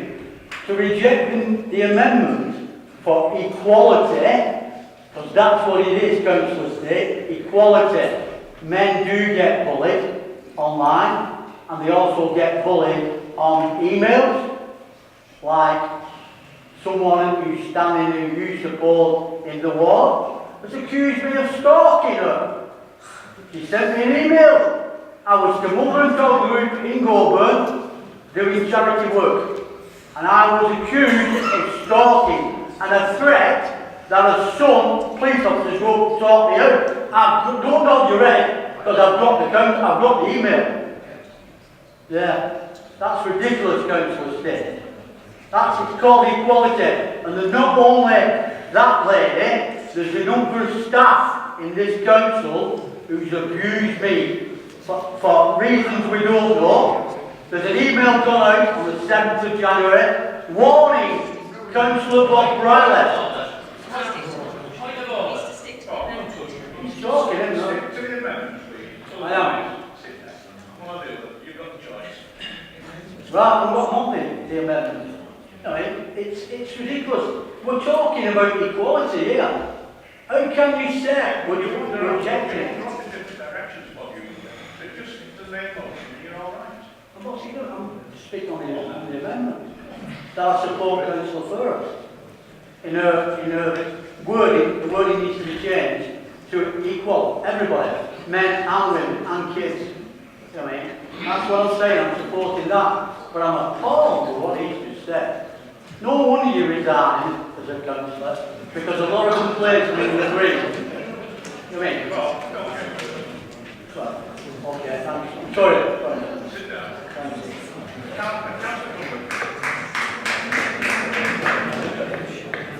Mr. Mayor, I just want to speak against the amendment. Not because I don't agree with it, because I do absolutely agree with it, but I actually think it weakens the original amendment, the original motion. The original motion actually said in its first line, this council condemns the use of social media to attack individuals, which is everybody. I think the reason that the substantive motion refers to particularly women is the impact that intimidation and threatening behaviour has on individuals. So I think, whilst I agree with both, I think the original is better than the amendment. So I would oppose the amendment. And in saying that, I think when you bear in mind that 90% of all domestic violence is on women, women are known as the weaker sex, but physically, but obviously they're in a position where they've got children, as Councillor Marshall said. Some of these threats and intimidation can have a considerable impact on a woman. And I think that's why it's important that it's in there, not because we're specialling out women in terms of this, but we're recognising and identifying the impact it has on women, and it certainly has that. I mean, I think many men, perhaps it doesn't have the same impact, although some it will, because it can affect your mental health, it can affect your concerns and everything. I mean, I worked as a mental health nurse for years. I've worked in some of the most secure units in the country. So I've been threatened and intimidated by psychopaths and psychotics who are considered some of the most dangerous people in the country. So what anybody says on Facebook about me, I'm not particularly concerned because I've been threatened by real conservative people. But I do think, you know, it is not the way to behave. People can sit at home and type things out that they wouldn't say to your face. And that really is a concern, and we should stop it. We should encourage the police to get involved. We should encourage the providers, Facebook, Tinder, all those providers, to actually take a firmer action against this. Because threatening people, being abusive, putting lies, intimidating people so that they're frightened to go out or frightened to get involved is ridiculous. Nobody in this borough, nobody in this country should be afraid of standing for election to public office, should be afraid to work in public office because of the actions of some individuals. And so I support the original motion, and whilst I agree with what's in the amendment, I think it actually weakens the original motion, so I won't support the amendment. Councillor Wakefield, do you wish to respond to the amendments to the motion, to your motion? No. Councillor Debbie Fairhurst, do you wish to do a closing speech? Thank you, Mr. Mayor. Not try and make it weak by putting or. There are males out there that are being personally attacked. From personal experience, there's been pictures of my husband with a knife stabbed in it saying, that's what I want to do to him. My eldest son saw that picture. That is the thing on social media. It's so open to people to put in pictures like that and putting comments on saying, oh, he's going to rank himself on this one next. That was Councillor Whittaker 2 years ago, just before he became a councillor. And I've got proof of that because I always keep... Have you seen their husband's mum? Don't look that. All the people who he slags off. Can you stop shouting? Let us carry on. Please carry on. I will, thank you. Social media, there's more and more people becoming more keyboard warriors, is what I call them. And yeah, I know, my husband, he's very flawed, and he will do attacks on there, but he'll actually say it to your face as well. But he doesn't say, excuse me. No.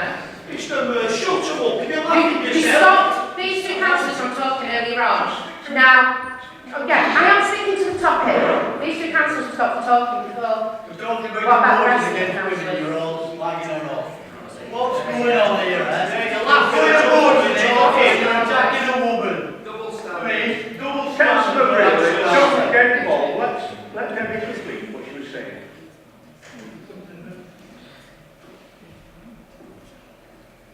We've got completely off topic. Miss Councillor Wakefield, I completely agree with everything you said in your speech. Completely, wholeheartedly. As an individual, I completely agree with it. Against women, I've had it against myself. My children have seen these. I've had it where I've been scared of leaving the house at some point because of some of the stuff that's been put on there about me and my family, and my children have seen it. And they've not wanted to go out. I completely and utterly understand it, but it also equates to males as well.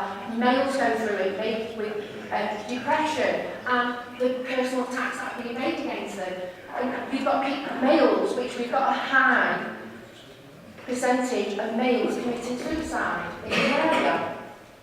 That is why I put all and not just women. I am a woman.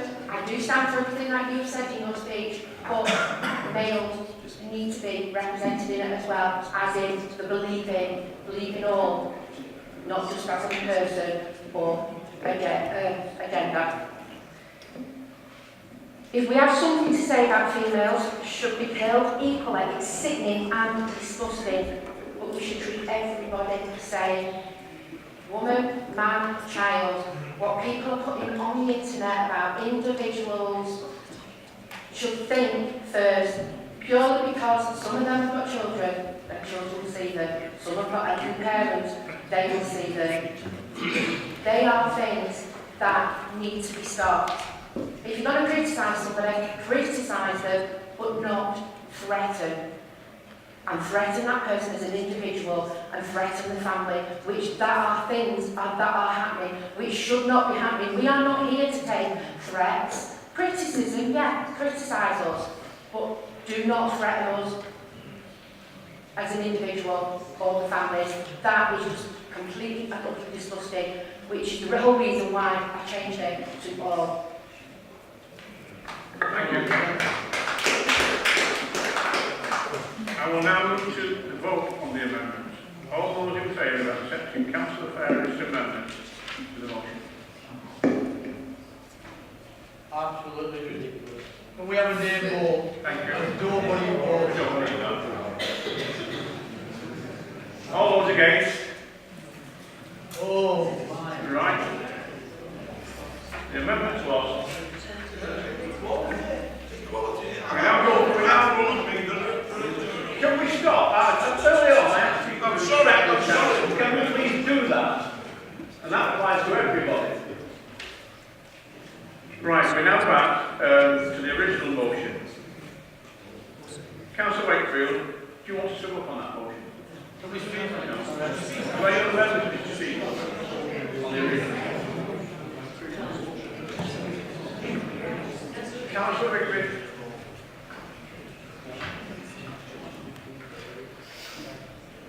Mr. Mayor, as Chair of our Governance and Standards Committee, I have some information I found relevant to Councillor Wakefield's motion.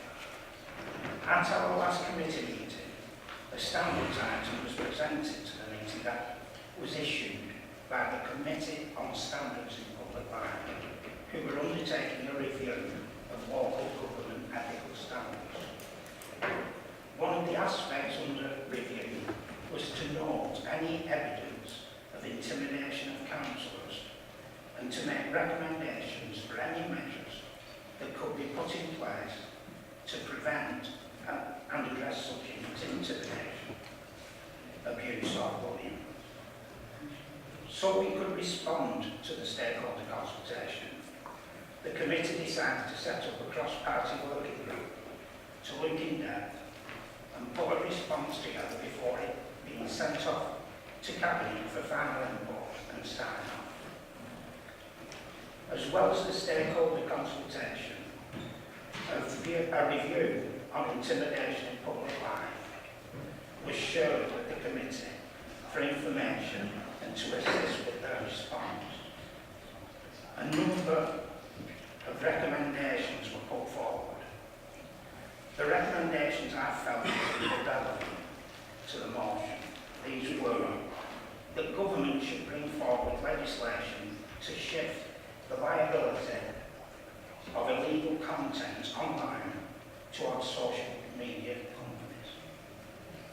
Political parties must ensure that party members who breach the party's code of conduct by engaging in intimidation are consistently and appropriately disciplined in a timely manner. The National Police Chiefs Council should ensure that local police forces have sufficient training to enable to effectively investigate offences committed through social media. As well as recommendations, there were numerous examples of abuse and intimidation online against people in public office, highlighting the terrifying impact this has on recipients.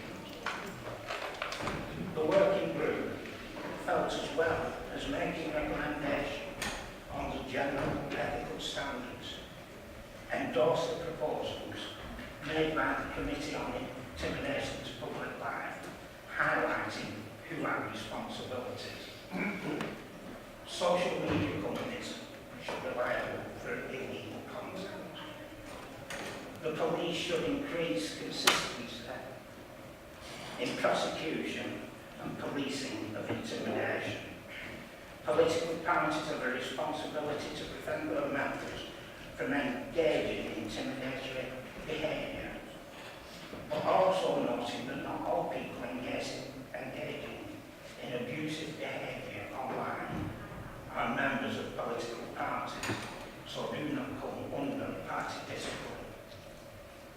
The Standards Committee felt that endorsing the recommendations for a committee on standards in public life and placing on record our own recommendations. The proposed new rules will help to stamp out intimidatory, abusive and bullying behaviour of all kinds. I will be supporting the motion and encourage all members to do the same. Thank you.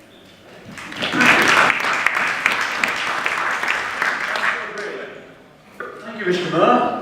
Wow, thanks very much, Charles. It sounds like there's actually something going to happen now with officers against councillors, and I'm thanking you for it. Now, I've been at the forefront of this for a long time. On the 28th of October 2017, someone posted on a Saturday morning some really bad stuff about me as a councillor, saying I was challenging the veterans. I contacted the police and it was recorded as a hate incident by the Chief Inspector of Wigan Council, Wigan Police Station, right? She advised me in an email to contact the council because I needed to know who posted that, and the council gave out the code numbers for that effect. Now, I've done it through, I've put an email into the legal services, Brendan Whitworth, and I've still not received that because I want to take a private prosecution on that person. There's 50,000 hits at that, and I was threatened by veterans saying, what are you trying to do? Now, all the way through my life, I have supported veterans. I am very proud of what they've done for this country, and I have put out facilities for them, dues for them, everything. I mean, I support the veterans, whatever. And I know I'm supporting veterans who are homeless and everything. I mean, I'm a champion, but I don't get recognised for that. All I get recognised for is some intimidations on Facebook and our Facebook. And within the council as well, there's officers here, and I've got proof of it, sending out random emails saying, warning, Councillor Bob Briley, secret records, claims to have dyslexia. Well, this is not the case. That person sent me to the Dyslexic Foundation and found out that I've got dyslexia. I can't believe what they post half the time, these people. No, I think you're right, they should be charged. They should be prosecuted to the highest level. I mean, I've been subjected to an interview under caution for lies from this council of 6 women saying, one said I assaulted her, and 5 said they saw me assault. Stick to the motion. I'm sticking to the motion, I'm sorry. We're talking about intimidation. I'll repeat yourself. Stick to the motion or sit down. I'm sticking to the motion. The motion is all about attack on social media and the everything. I am being ridiculed on social media when I stood in 2016. I was assassinated by the council. A 2-page article in the Leeds Journal. Assassinated. Don't vote for this man. He's a nasty piece of work. And I've got the newspaper to prove it for. And it was paid for by this council, £1,000. And one officer got sacked, but that weren't the officer who were implementing it. Then in 2017, I stood in the general. I didn't slag anybody off. I stood in the social media we're talking about for that, aren't they? No, you're going to have a personal action. No, the social media. Excuse me, Saul, don't interrupt when I'm speaking. The social media is about the newspapers as well. And you're the biggest culprit this time. No, I'm not sitting down at all. This is social media, that's why the press are here. You've assassinated me all the time. It's ridiculous what I've gone through. And I will request you, the Mayor, to find out who posted that on the 28th of October 2017. Because the police have advised me to do it. So I'm asking you, Mr. Mayor, can you find out who posted that? Because there's a code number with it. And it was 10 o'clock in the morning on Saturday morning on the 28th of October 2017. Can you please do that, Mr. Mayor? And then we can sort these problems out and prosecute people like that. Who, I mean, I was subjected to it. It was a ridiculous Facebook site. Wigan Council's Facebook site. Now, can I have assurance, Mr. Mayor, that you're going to get this information from me? Thank you. Right, Councillor. Oh, sorry, I just named myself over to the queue. Councillor Walker. Sorry, Councillor Ash.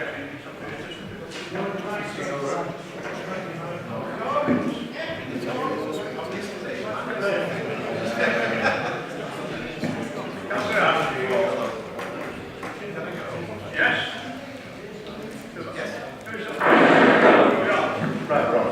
Yeah, I will be brief. Obviously, I agree with everything been said about especially abuse to women working for an MP and also a woman MP, and I've seen what happened.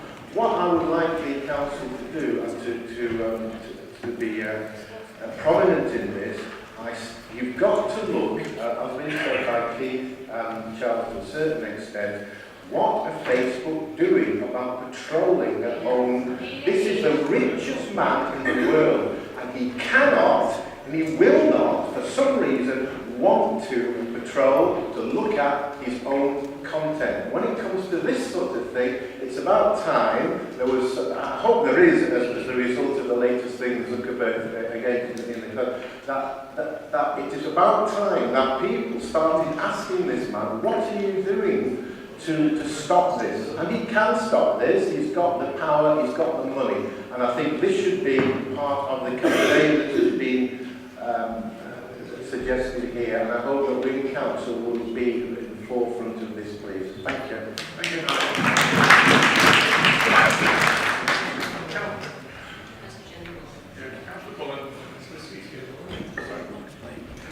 Thank you, Mr. Mayor, for allowing me to speak. And can I first and foremost congratulate my colleague on her most measured and eloquent speech in presenting the motion. I would also like to support the motion, and I would just make a few brief points because a lot of people are wishing to speak.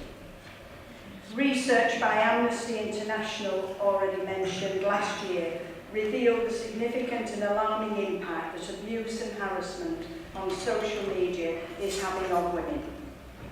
Women around the world are reporting stress, anxiety, fear as a result of harmful experiences.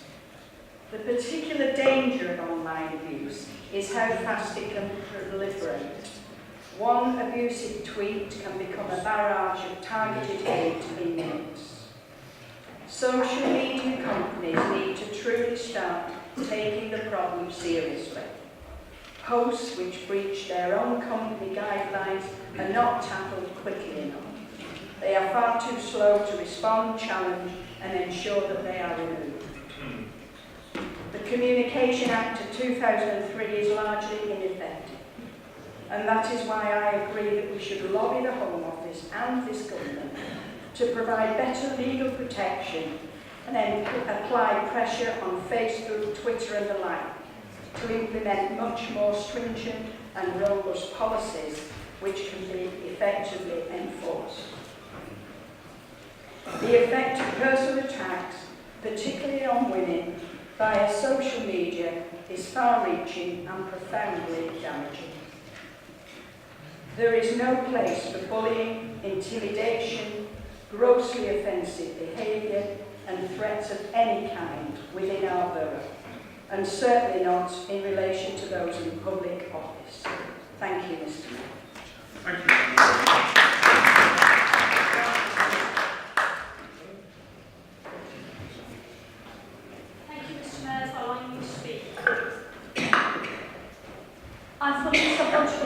presented by my colleague, that we as a local authority condemn the use of social media to attack individuals and particularly women in public office.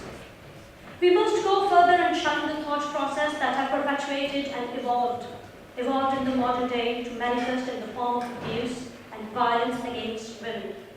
I want to bring your attention to the fact that social media is being used as a platform to express the violent, derogatory, demeaning and abusive mindset embedded in our cultures across the world. Discrimination against women is organized, systematic and institutionalized. It is a deep, complex relationship between state, culture and patriarchy, which legitimizes the male privilege. This transpires into the oppression of women through social, economic and legislative control. Mr. Mayor, the objectification of women is conscious and deliberate, regardless of demographic, socio-economic status, political affiliation or educational level of perpetrators. I was born in a culture where the burden of care and honor is expected to be forced on me the moment I come in this world, where women are killed for honor while men bask in the glory of respect. In Ghana, women are trafficked for sexual exploitation. In Bihar and India, women are killed for the lack of dowry. In Guinea, women are a victim of genital mutilation. Mr. Mayor, the developed world is no exception. Here, women are exploited in most sophisticated ways, and it is sad to note that the cycle of abuse is deepening and widening by each day. Some say a woman is raped due to her skirt too short, and others say a woman was attacked due to her veil and its incompatibility with the modern democracy. I say women are victimized due to an aggressive mindset to objectify women and to justify the deliberate ignorance and scapegoating by the abusers and the system.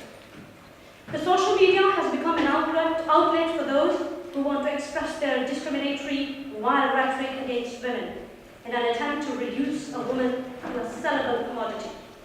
The recent case of Brock Turner from Stanford University in USA, with its final verdict, and an ongoing case of a rape of an 8-year-old girl in India has opened the world's eyes to some of the most sickening acts of violence against women.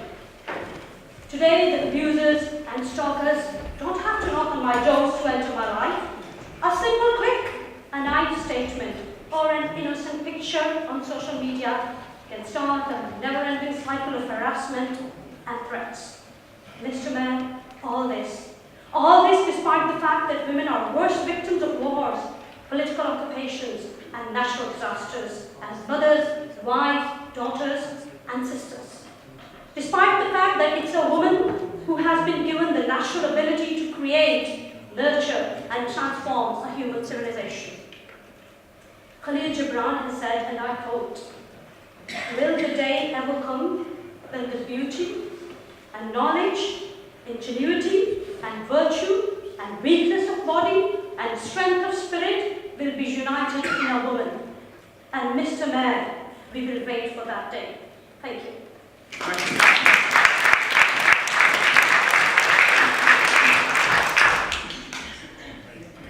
Councillor Morgan. Clive Morgan. Thanks, Mr. Mayor. I wasn't going to speak, but I wasn't going to speak, but after some members, I feel I need to really. I certainly support the motion, and I also support that the Stand is going to take greater sanctions against members. As you remember, about 5 years ago, the Standards Committee found, basically in my favour, that a member of this council made terrible accusations against me. And the Standards sanctions were at least an apology to myself and a few others. I am still waiting for that. So some of the members who spoke tonight need to go back home and speak to the people involved. I think this is disgraceful. I certainly support the motion. Thank you.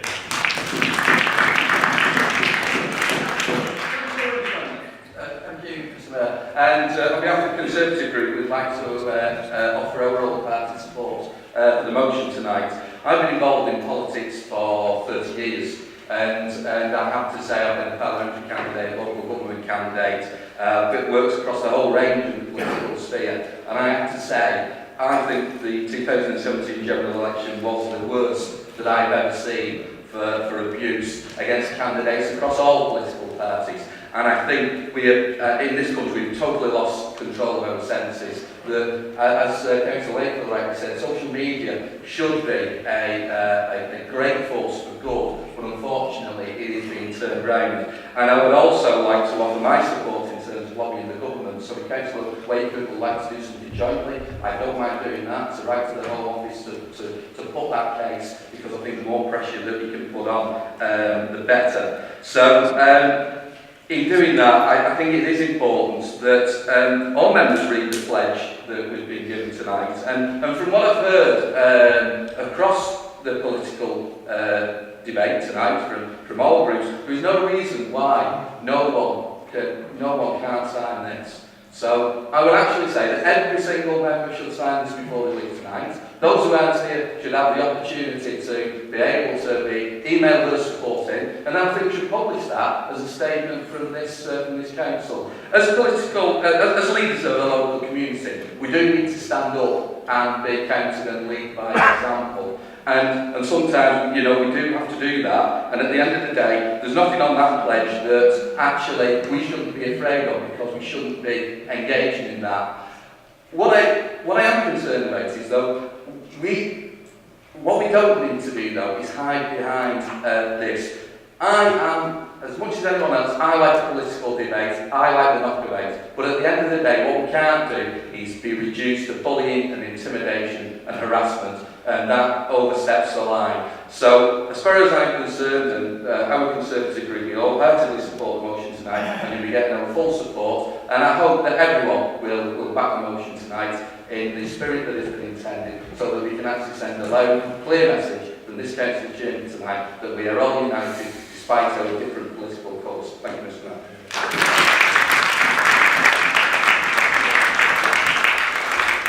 Thank you, Mr. Mayor, for allowing me to speak.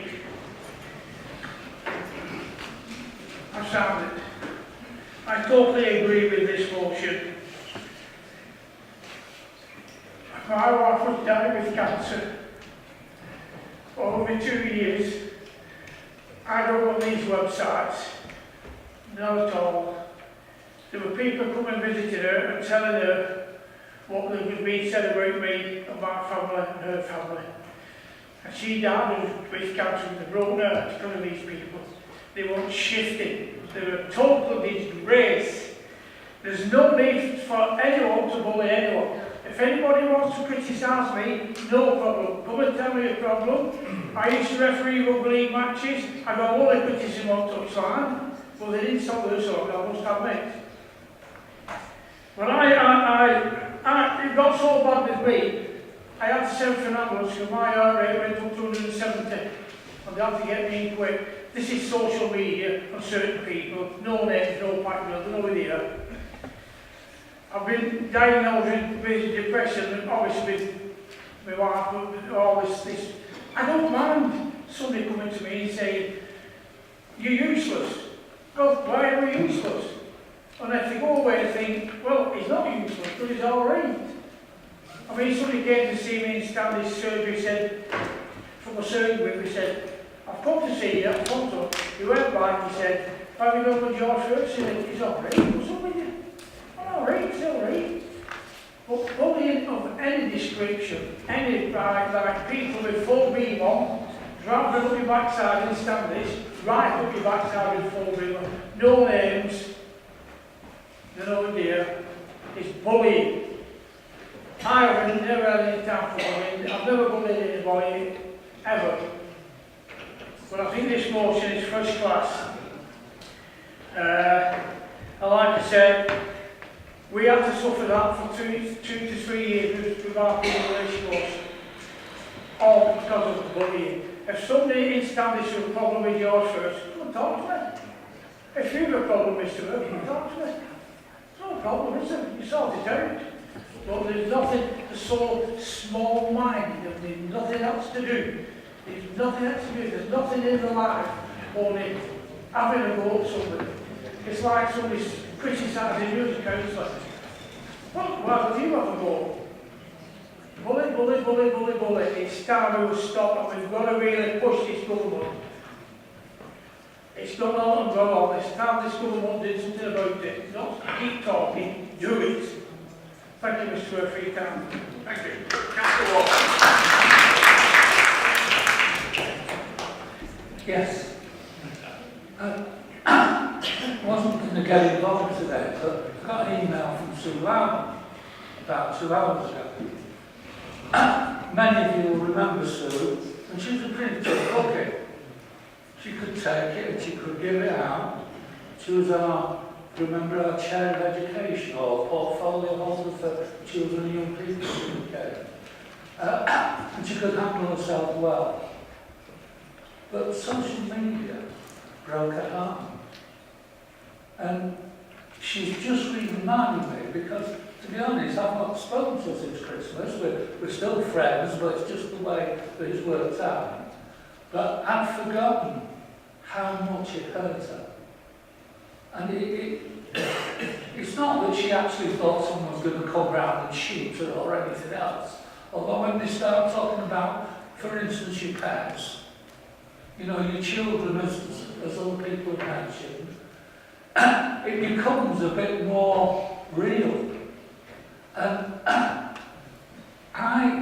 it brought home to me, because I've got to be honest, my social media experience is extremely limited. Extremely limited.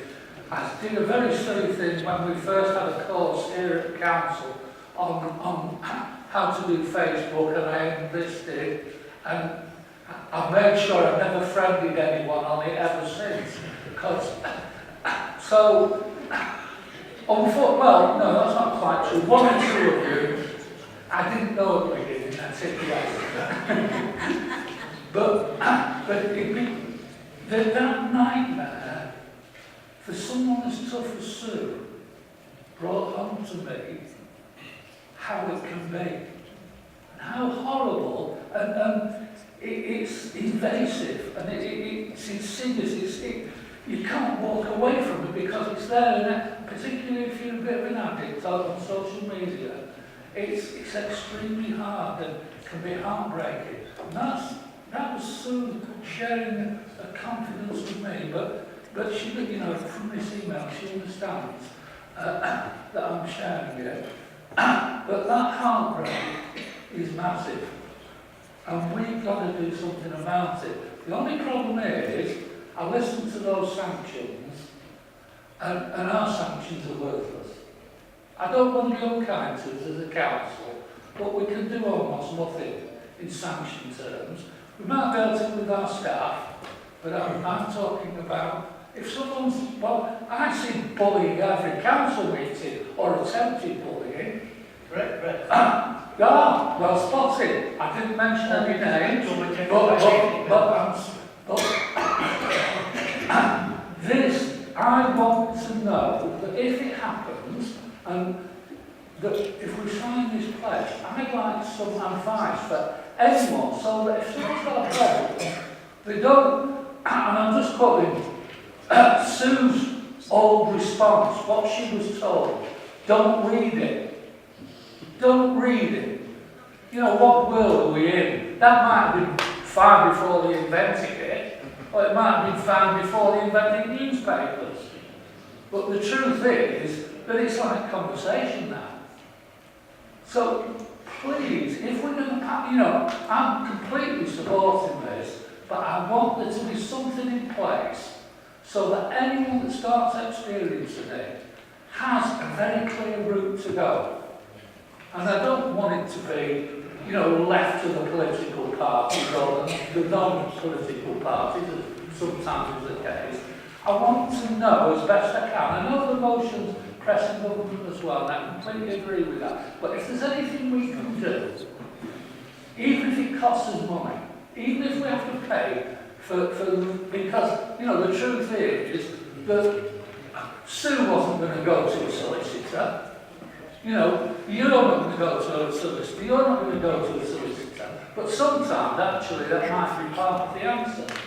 But I think that this council, if we really care about this pledge, and I know we do, we've got to also deliver as best we're allowed to within the existing law, while keeping on this pressure to change that law. But just, you know, if Sue can't take it, half the girls in this chamber, I'll call you girls, you know, for a second, but you can't take it either, because Sue was tough. And it can weigh you down. I'm not going to stop you, your time's up. Okay.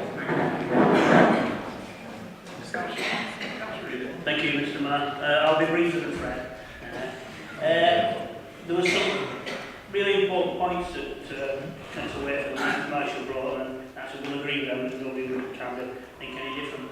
But one point that really struck home with me, I mean, this doesn't dilute it, is that everything is there forever, and I think Paul has said that. So I think that's a lesson to everybody in this chamber, whether it be social media, whether it be email, whatever you say on that social media or email, it's there forever. And I know I've sat on some HR stuff, not for the council, where companies now look at Facebook before they employ anybody, because they can tell if you're racist, if you're bigger, whatever. They don't need to say that, but they can get a description of that person, but it's there forever. So I think it should be really, everybody should be cautious on that. I think it was touched on before that these people who do this stuff, so most of them, are behind keyboards. So they're actually faceless people who, when you actually challenge them, they don't come back to you because they go away. So I think we need to understand that as well. But social media is not going to go away. Social media is going to grow and grow. We can see that. You either get involved with it or you don't. And I think in the political world, we've got to get involved with it because that's how people are going to be contacted. But we in this chamber, and I mean everybody and the families connected to it, should set an example. We should be the example setters of how we deal with social media, and we shouldn't be involved in that, no matter which way you say it and what have you. But one of the things, I mean, I've been in this chamber 20 odd years. I know I've really called him, but I've been in 20 odd years. And yeah, I've done that as well, yeah. And I've seen lots of changes, and I think we've achieved lots of stuff in this chamber, and lots of people have spoken, done different things. But I feel really proud tonight that we've got ladies, and I'll say ladies, who have actually stood up, and it's been very difficult, in this arena to do what you've done tonight, and I feel really proud. I don't mean that demeaning, that you've had the courage to stand up and show leadership, and I hope the press put that in, because you're leading the way for other people to kind of say, if they can do it, I've got the courage to do it. And I think that's why this motion is important, that it is targeted for females, because it's harder for females to actually do that. And I'm very proud that the Labour group, we have plenty of debates in the Labour group where females in this chamber are not afraid to speak out on it. And I know the leader and deputy leader encourage that all the time, and that's what we present. But I think it's really important, and I'm really proud, and I think it's really, I'm really proud of all people who support tonight, but the ladies in particular. Keep it up, you're a leader and example for everybody in this chamber. Thank you very much indeed. Thank you. Thank you, Councillor. Thank you, Mr. Mayor. Before I go any further, I just want to say I'm not the shop steward for members of staff of Wigan Council, but I just think I need to say this. I mean, I've been a member for 17, 18 years, and I've never been bullied by members by staff of this council. I've known many of people in here, and they've been councillors along with me, and they've not been bullied by members. I've got Bruce Councillor Oliver, I've not been bullied. Councillor Brewer, don't want to hear it. Sit down. Thank you. And what's disturbing is somebody's made another accusation that members of staff have been bullied in Council. Well, facts are, and history shows, the reverse is true. He's been found to have breached the members' code of conduct and protocol. He's been found guilty by a panel of peers. Are we talking on the motion? Talking on the motion. Talking on the motion. Yeah, well, you can't go on the motion about where I did tens of hearings because I wanted a further hearing. Didn't get it. Well, just keep quiet. 10 minutes, please. Let people speak. Going off the board, Councillor Halliwell, going off the board. Ignore that. Carry on, please. In fact, the reverse is true, Mr. Miller. He was found guilty by a panel of his peers on at least more than one occasion. Yes, and it was illegal too, wasn't it? Come on, sit down. Bob, interrupt one more time. He's going off the line. Shut up. Right, carry on, Councillor Rowe. Thank you, Mr. Moore. In fact, I think most of us on this side, certainly I'm sure on this side as well, have been in a trade union at some point. And as an employee, you have a right to come to work and a right to go home as well in the same manner as you come, without fear of somebody pointing at you, shouting at you, or intimidating you. I've seen it, I've witnessed it, and it's not nice. So I just want to say, I'm not a shop steward or staff of the council, but I've never witnessed it, and I speak to most of my members who I've spoken about it, and they've never witnessed it. I think we have to be some of the hardest working staff, if not the hardest working staff in the country, considering the cuts we've had to endure. We come to work every single day and we work very hard off, and that goes for everybody from the town hall keeper up to Donna Hall, Chief Executive of this council. And I'm going to put on record my thank you for them, for some of them, for the bullying they've had to endure whilst they've been serving, undergoing their employment at this council. And I'm going to put my record on and thank you them for being and coming and turning up every day. Thank you.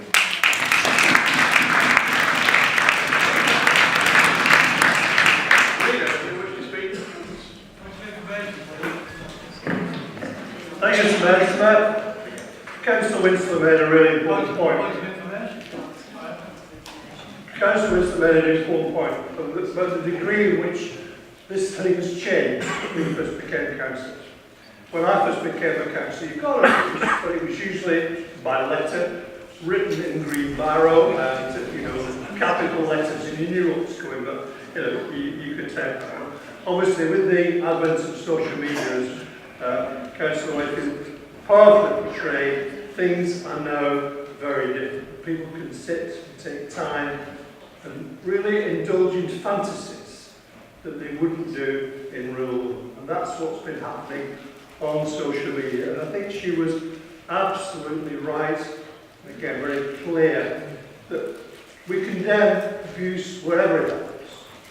But particularly, it happens to women, because a number of the perpetrators are men who have serious problems with women. They can't stand women in positions of power, positions of influence. They think that's wrong. And so they use their ability to use social media as an attempt to undermine those women. And in addition to the names that Councillor Wakefield mentioned, I want to talk about Anna Seabury, the Conservative MP, who happens to have views on Brexit which are not common in her party. And she again is one who gets absolutely abused for that position. Physical, violent threats that come to her simply because she has a strong view on a particular political matter. Now, again, what Councillor, we all agree political boundaries is part of the nature of politics. And we should, I encourage that, and I indulge in it, certainly, Councillor Beale, from time to time, I will confess. But I do not and never have abused anybody in a personal way and use social media in that sense, and I think it's sick. Councillor Ash's point about Facebook, in a sense, perhaps, I don't know if you saw the recent hearings in Congress where senators and congressmen began to talk to Facebook owner Mark Zuckerberg about what he does. And of course, what they do, Facebook, although we call it social media, they say they're a technology company, not a publisher. If they were a publisher, like a newspaper, and that abuse went out, we could go for them, because they would be using their publishing power to publish false, untruths, unproven things. But because they say it's a technology, it's not their responsibility, they don't get involved. And that's what we need to check. We need to actually make them responsible for what goes on. I think they'd be more interested in that, don't you? And also, of course, they allow people to hide behind anonymous names. They allow, some people change sex in order to post things on social media, pretending to be what they aren't. And, Again, if they didn't allow that, if people had to put things on in their name so they could be held responsible for what they say, then again, I think we get different behaviour. The motion also says, and we've got to be not put enough on this, about the police. The police do have a right. I think the police are struggling in a sense because it is a new form of crime. They're not really quite sure what to do, but they have to take this as a serious crime because it does get to people, it does affect their lives. They ought to treat it as any other form of abusive behaviour, hate behaviour, and get involved and actually do something more about it. But I wanted to say, and I thought Councillor Morgan, again, refer to this, the right stuff, about hypocrisy. We can stand up here and say we all agree with this motion, it's terrible, but abuse has been done by members of this council and by former members of this council who are still politically active at the moment. And unless we get a grip with that behaviour by those people, and again, we should take responsibility. Political groups, political parties should take responsibility for the behaviour of their members and not simply leave it to others. So I think, Mr Mayor, I want to give my wholehearted support and congratulate Councillor Wakefield for moving this motion. It's a very timely motion. It's something we should do. And we as a council will do what we can to stand behind people who are abused, all people are abused, but particularly the women. So I hope, Mr Mayor, we get unanimous support for this motion. It is really strong. We should send a powerful message out from today. Thank you. Councillor Wakefield. Can I invite you now to sum up your... You were asleep then, weren't you?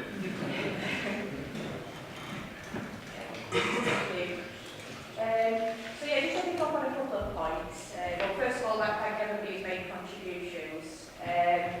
So yeah, with regards to the equality side of things, not taking anything away from anybody who has been abused online. This motion is to tackle everybody, all individuals, and to make social media a safer place for everybody. And like Councillor Plumley said, it does say that in the motion. And also Councillor Fairhurst brought up, it's absolutely that targeted abuse is not acceptable and you should have to put up with personal attacks. With regards to equality, exactly, that's what we're after, equality.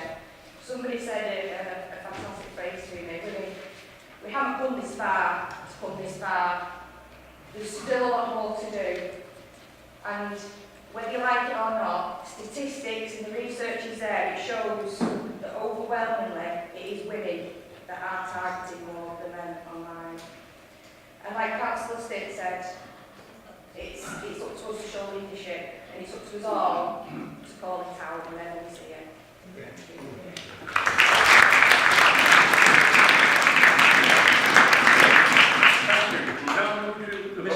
Mr Mayor. Sorry. And all the speeches are finished, but I think this issue is so important to us as in this chamber that I'd like a name vote on this particular motion. You're not seconded. All those in favour? Right, to the main vote. Those in favour of the main vote?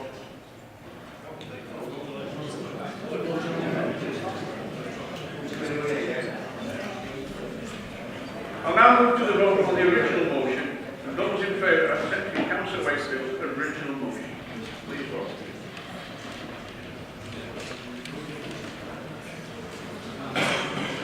Nobody voting?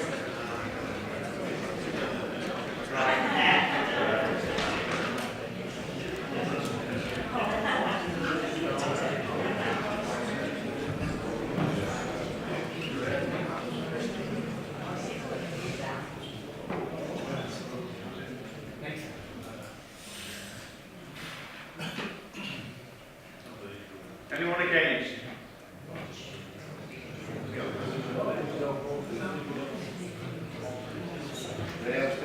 Unanimous. Thank you. In view of unnecessary and unpleasant posts that have gone on. But we've got this card here now. I hope you all signed it.